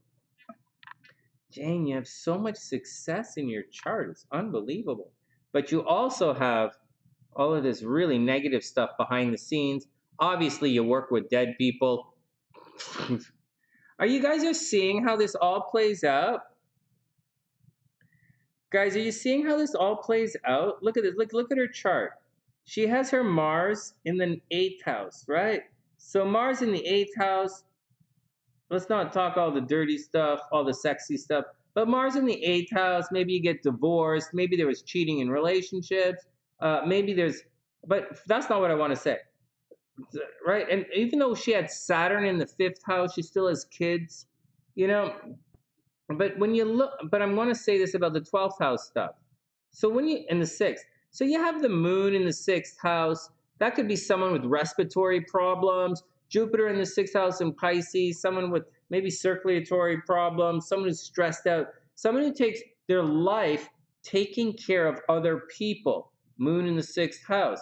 They can work easily in the health industry, 6th house, like physical health. All right? But that's not what I'm talking about. It means their own health could come under problems. Anyways, another thing with Mars in the 8th house, Mars in the 8th, right? I was talking about the 6th. Now, Mars in the 8th, like these people can attract a lot of death. They can be very into the occult. They can be around a lot of death. They can attract a lot of death. They tend to live in other people's houses. They put a lot of energy into shared resources. They spend a lot of money on other people, but they also put a lot of energy into death, But like for some people, when the Mars or their Venus is here, they might work in like the insurance agency. They might work in mortgages, borrowing money, or they might work in like research, or they might work in uncovering things, or they might work in death, like at a morgue, or they might uncover secrets or be a researcher, figuring out hidden secrets behind the scenes, the occult, death, resurrection, a lot of stuff like, that's the kind of stuff. And then anyways, and then we have all of this in the 12th house, which also indicates death. I'm just saying there's a lot of death in Jane's chart. So there are a lot of reasons she could end, so it can cause health problems. So either she has health problems, Jane has health problems, or she works with people who have health problems. She takes care of people who have health problems. Saturn here doesn't necessarily always mean not having children or taking your children away or, problem conceiving, miscarriage. It can mean you put a lot of energy taking care of kids. It depends on how it plays out. Just a heads up with that. This is a good chart with that. Remember the woman. Always remember the woman who said, like, I don't know who's telling me the truth or not. But there was that woman who had her Saturn here, and then it made a thing, an aspect to the Jupiter over here. And she was like, you know, she said she had like 12 kids. I'm like, okay, fuck, whatever. And so there you go. Just a heads up on all of that. Eighth house psych? What do you mean? Oh, eighth house psychiatry. Ah, there you go. Hey, Tian, what's up? Oh, she works in emergency medicine? You were sick, baby? You had many fevers? What? No. Okay. All right. Be careful. Be careful. Be careful. And then right around the time of 29 years old, 30 years old, you might have been sick as well. All right. That's cool. That's not cool. We'll check it out. Eighth house psychiatry. Yeah, she could be a psychiatrist. But like, I don't know. It depends. But the Venus, but you see, the Venus is up. The Venus is where you make your money. You know, you put your energy here, but you make your money here. So it's a, and she has a retrograde Mercury. So, but like neither here nor there. That doesn't mean that. Hold on a sec. Tian says we did a great job with the Super Bowl video. Aw, thanks. You see it playing out. Did you guys catch that? Yeah, I'm doing Jane's chart the same way, showing you guys some stuff. You guys saw that, right? In the Super Bowl video, I took the picture, I took the dates and changed everything. But you saw that, right? Like Tian, you saw that. You saw the Sun and Saturn way over here, the Sun and Saturn clogging up the seventh house, and you saw that the ruler of the first house was spending a lot of time in the seventh, and that the ruler of the seventh was also spending a lot of time in the seventh. So the game, you know, seemed to be spending a lot, you know, they were like scoring. This is where they were, you know, doing their thing. And so, yes and no. Yes and no. It looked like it, and it really looked like they were having trouble punching it in over here. But then at the same time, they were having trouble punching it in over here. So I don't know what to say. I don't really know what to say. And I only used one chart when I looked at it. But it did look like they were having trouble punching it in to this end zone. But whatever. But then at the same time, you remember, it took them like 5 plays at the 1 yard line, I think, to pump it into this end zone.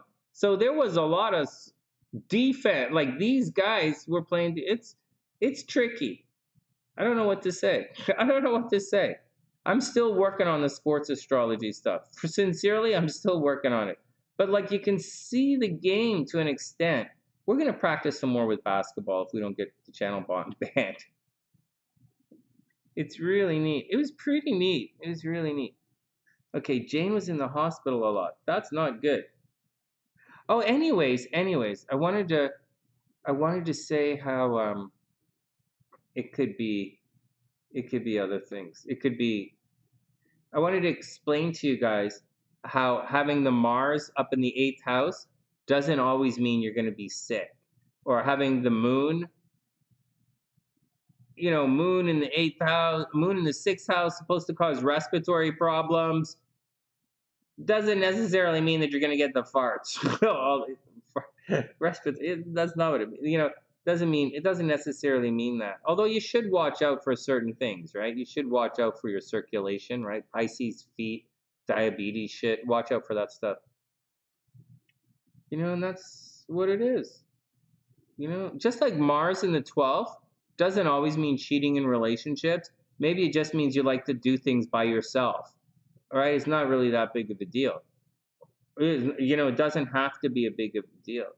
And so, just letting you guys know, some of the placements, like these are really bad traditional placements, but for her stuff, it's okay. And actually, the South Node works a lot better up here, right? With the South Node down conjunct Saturn, you might put too much energy into, you might be a little, well, maybe one of the kids were sick or something, and you have to spend a lot of time taking care of them or something. But your moon's in the 6th. You can take care of people anyways. All right, guys, that's the action. It's time to get out of here. And thanks, guys. I had a lot of fun doing the Super Bowl. But I got to be honest with you, that sports astrology, like, man, I look at it, I've looked at it for a number of years in different ways.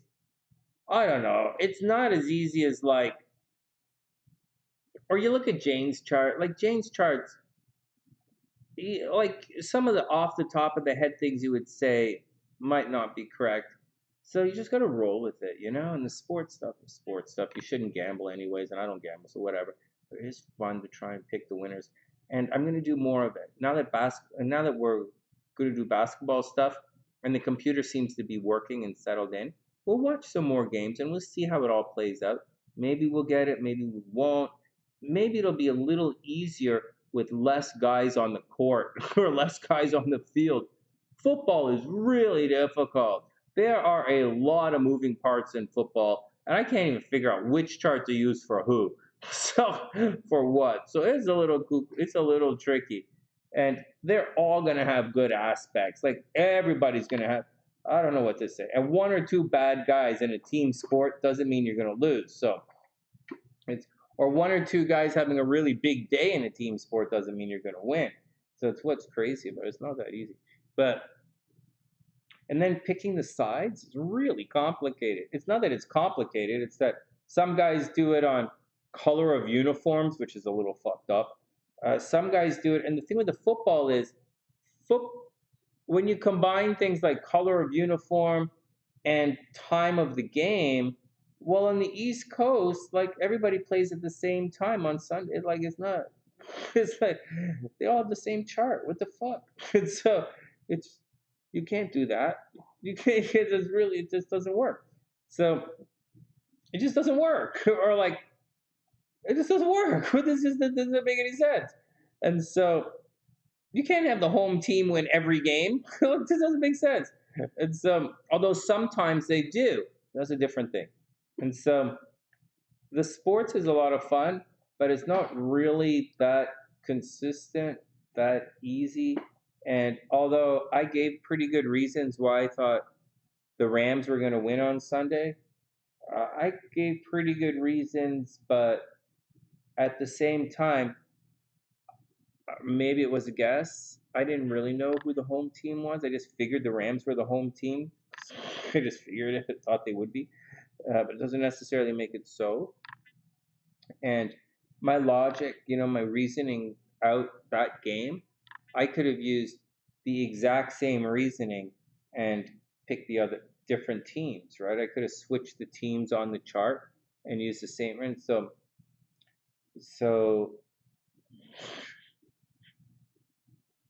let's work on it. Let's just work on it as we go through.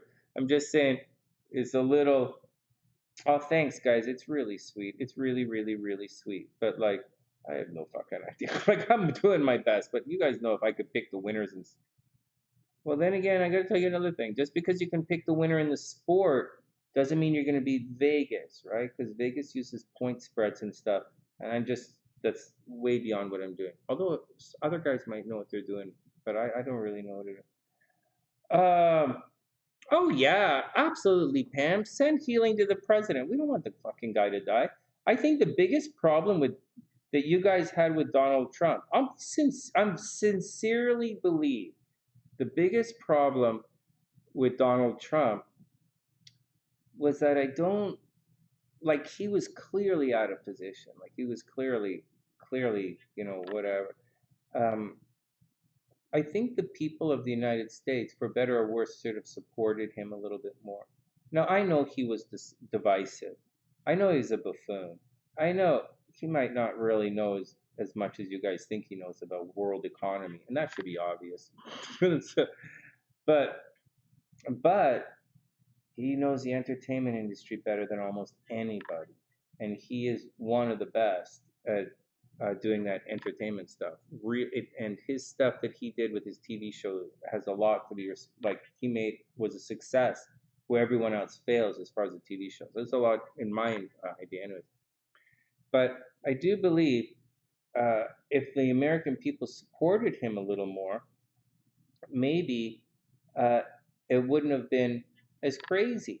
But at the same time, he's walking around being an idiot, and for that, the world condemned him. But America could have supported him, you know? Just like that Canadian thing. You know, nobody wants the truckers blocking hospitals. Everybody thinks if you're going to block the hospitals, Trudeau should arrest you. And in Canada, I'll tell you guys what they're saying in Canada that I don't think you guys recognize in the United States. I hear in Canada, most Canadians are saying Trudeau's being too soft on the truckers. That's what they're saying. They're saying this is not a protest. This has gone way beyond. What do you want? You want to remove the masks? Masks come down in a month. Go home. It's done. What do you want? What do you want? Cross the border? Well, you got to talk to the Americans about that. Because you can't go to any country if you're not vaccinated now, as far as I know. What do you want? What do you want? You want, like, what do you want? I'm trying hard not to say stupid things, but like, but in Canada, we support the protests. What we don't support is terrorism. We don't support ghettoizing our own country. We don't support that. And I would like to draw a casual parallel here, but I'm going to bite my tongue on that because, but there is a casual parallel between some of the hate language that we were talking about earlier, the hate laws. Let's not draw those parallels. Let's just say, you know, we Canadians support protests. We support freedoms. We really do support freedoms, believe it or not. We don't support anarchy. And we really don't support fuckery. January 6th in the United States with both anarchy and fuckery. We don't do that in Canada. And I'm not condemning it. I'm just saying we don't do that. And I'm saying when that happens, when that even inches towards that in Canada, we as a people want it shut down. We don't do anarchy in Canada and we don't do stupidity. We do sports on ice and in the water. In and on the water. Canadians do sports in and on the water. And sometimes on snow, which is the water. That's how it works. Next. All right, let's get out of here. That's my 2 cents. And I wish you guys the best. I don't think Biden's the greatest guy in the world. I think he's in for a really sick year. Like, fuck, you know? We don't throw stones at people. We don't throw stones at people for anything like that. All right, next. Let's move on. And we wish him the best. We wish everyone the best. I wish Joe Rogan the best. I'm not against Joe Rogan. I don't have anything against him.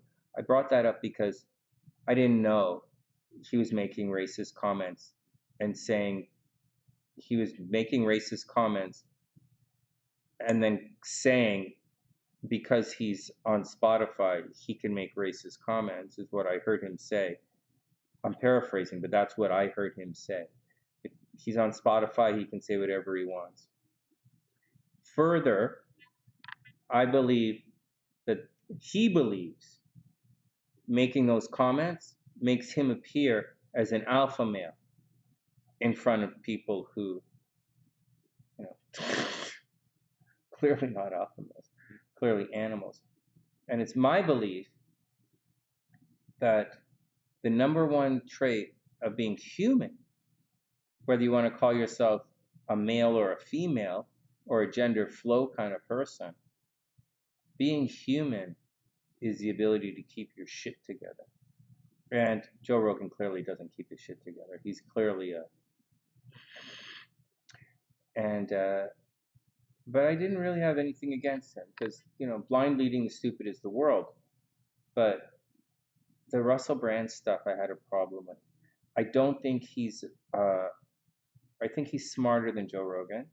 And I think he can discern between some of the information that he's puking out. And I believe he's doing clickbait. He's using clickbait. And this is a thing, guys.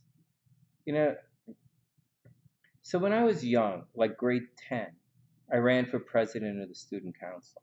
And I didn't get it. So what? But in grade 10, I ran. And I learned a big lesson at that. Sometimes you have, like I said, some of our biggest lessons in life are from our losses. And I didn't win. I wasn't president in grade 10, whatever. And so, but I was poking a lot of holes. I was saying it's like this and this and the people kept asking me, Sonny, what would you do differently? What would you do differently? And keep in mind that there's a budget. Sonny's all about fundraising. Our Sonny's all about putting the team to work and making them make money. So wasn't worried about budgets. But it's what would you do differently?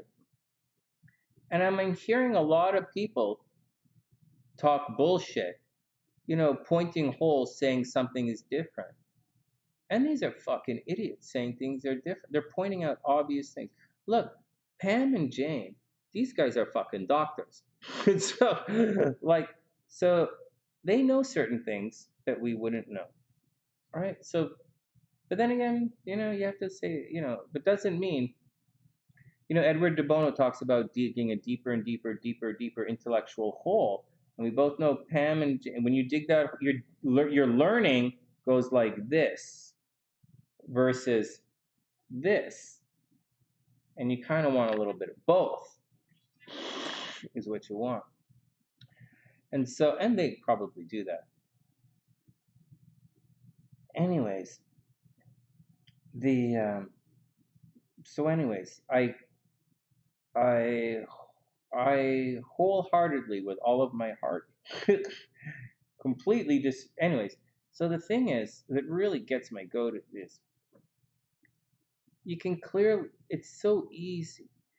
And if you guys want to succeed, so Hellbeast is on this thing earlier saying he wants to get off the grid, and he's just joking. But this is how. But I want to identify and label a point of view here. The guys, when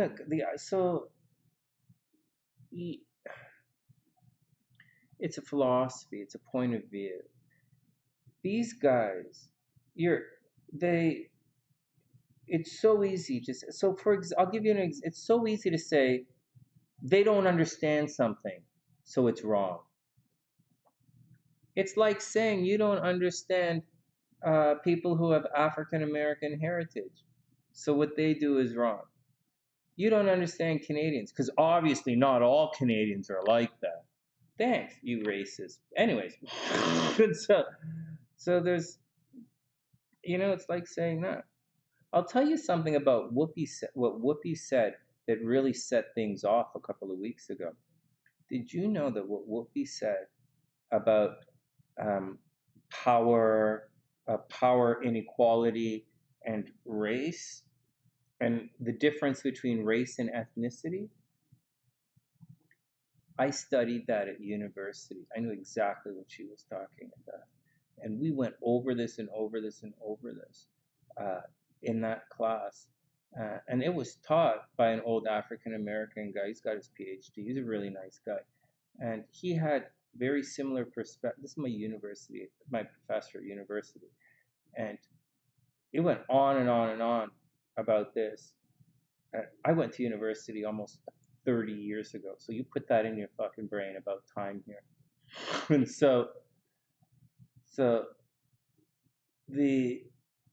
that's when I learned it.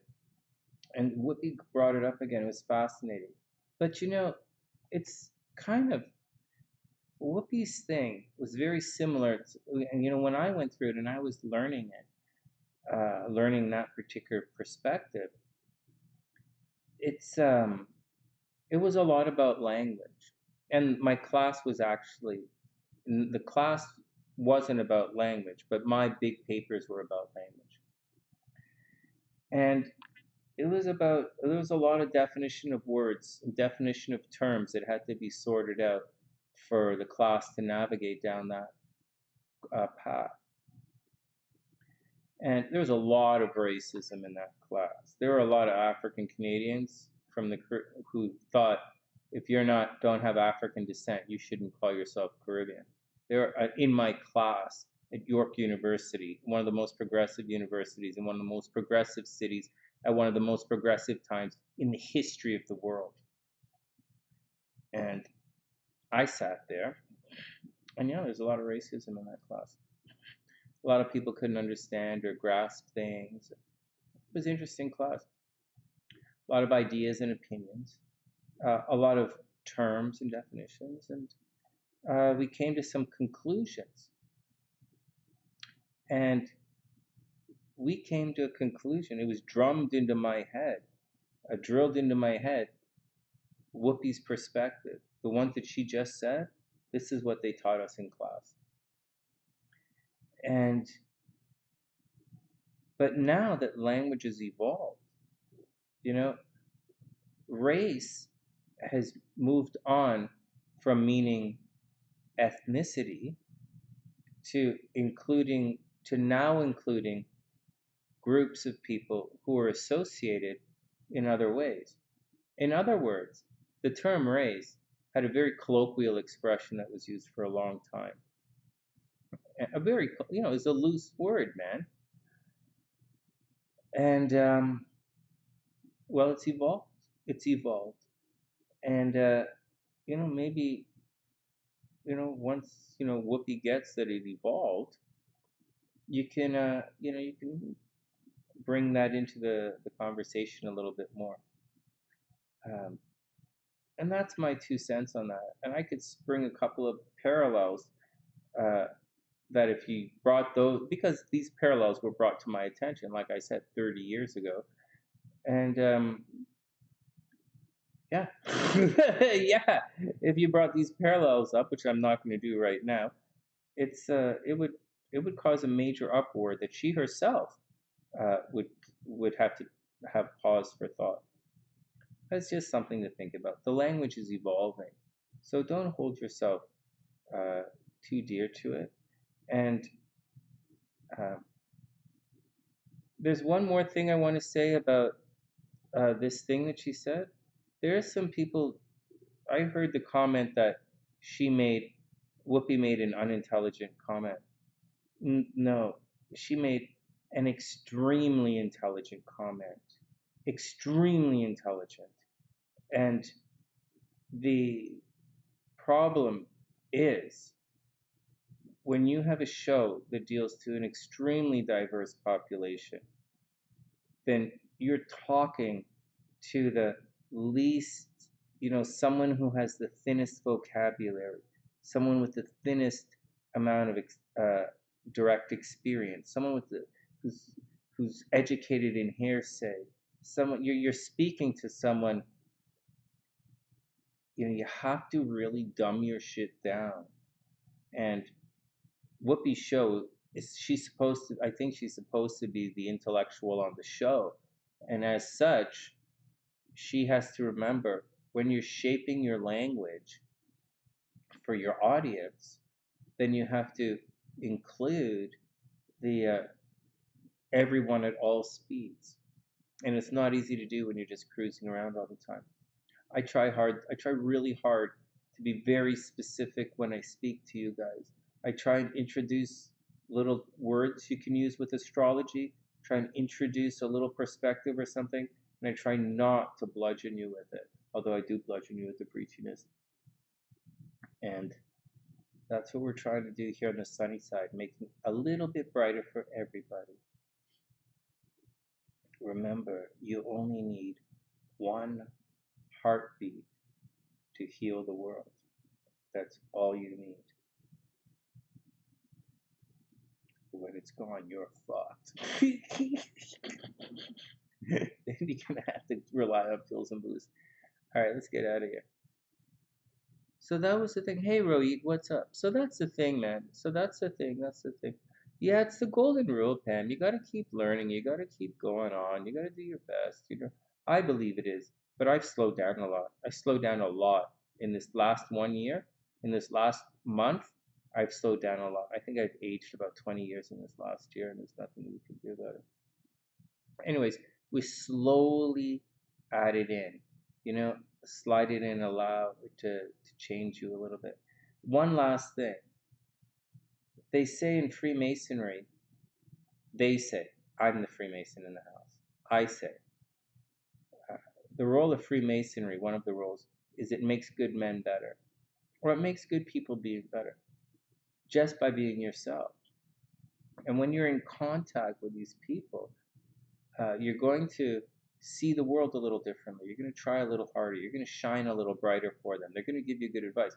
They're also going to give you really shitty advice, right? There are a lot of Freemasons out there who give really shit advice. There are a lot of shit Freemasons out there as people. But for the most part, they're pretty good. And they're really nice guys for the most part. Again, there's some really shit ones out there, but there's some pretty good ones. And when you do this, you just align yourself with it. It gets a little better. Anyways, neither here nor there. I'm a little tired now. 3:30, time to get out of here. Go check on the missus. All right, guys, everyone stay out of trouble. The horoscopes are now on Thursday, right? Horoscopes on Thursday and Sunday. Some Sundays I get busy and we don't do them. I think this Saturday there's a Mensa thing in Toronto I was thinking of going to online. I haven't gone in a while, and I kind of feel like checking in with everybody and see what's up. So I might do that on Saturday, which means no readings on Saturday. Basketball, I think James Harden plays on Wednesday, but we're actually following the Lakers on the channel because SLC likes to hate watch Westbrook. SLC likes to hate watch Russell Westbrook. So we're probably gonna watch the Lakers on the channel. All right, guys, let's get out of here. Have a great night, Cece. And that's it, guys. Wishing everyone the best of a beautiful night. If I missed anybody's reading, anyone stuck in, just send me a message and we'll get to it the next day. And as far as Rochelle's chart, I never did Rochelle's chart, but you know what? We'll do a draconian reading for it tomorrow. Draconian, or we'll do, what did you guys say? You guys wanted, not the draconian, you guys asked for a different type of reading. And I said, what the fuck, right? You could put the sun on the ascendant, the moon on the ascendant.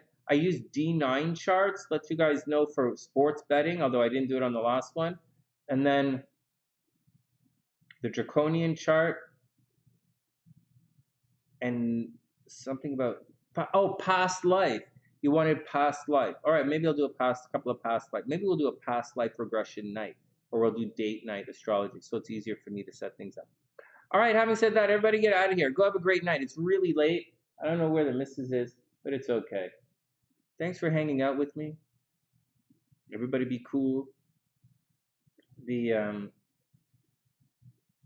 Pam's in the house. Pam and Jade are in the house, and I didn't even ask them about the Rona.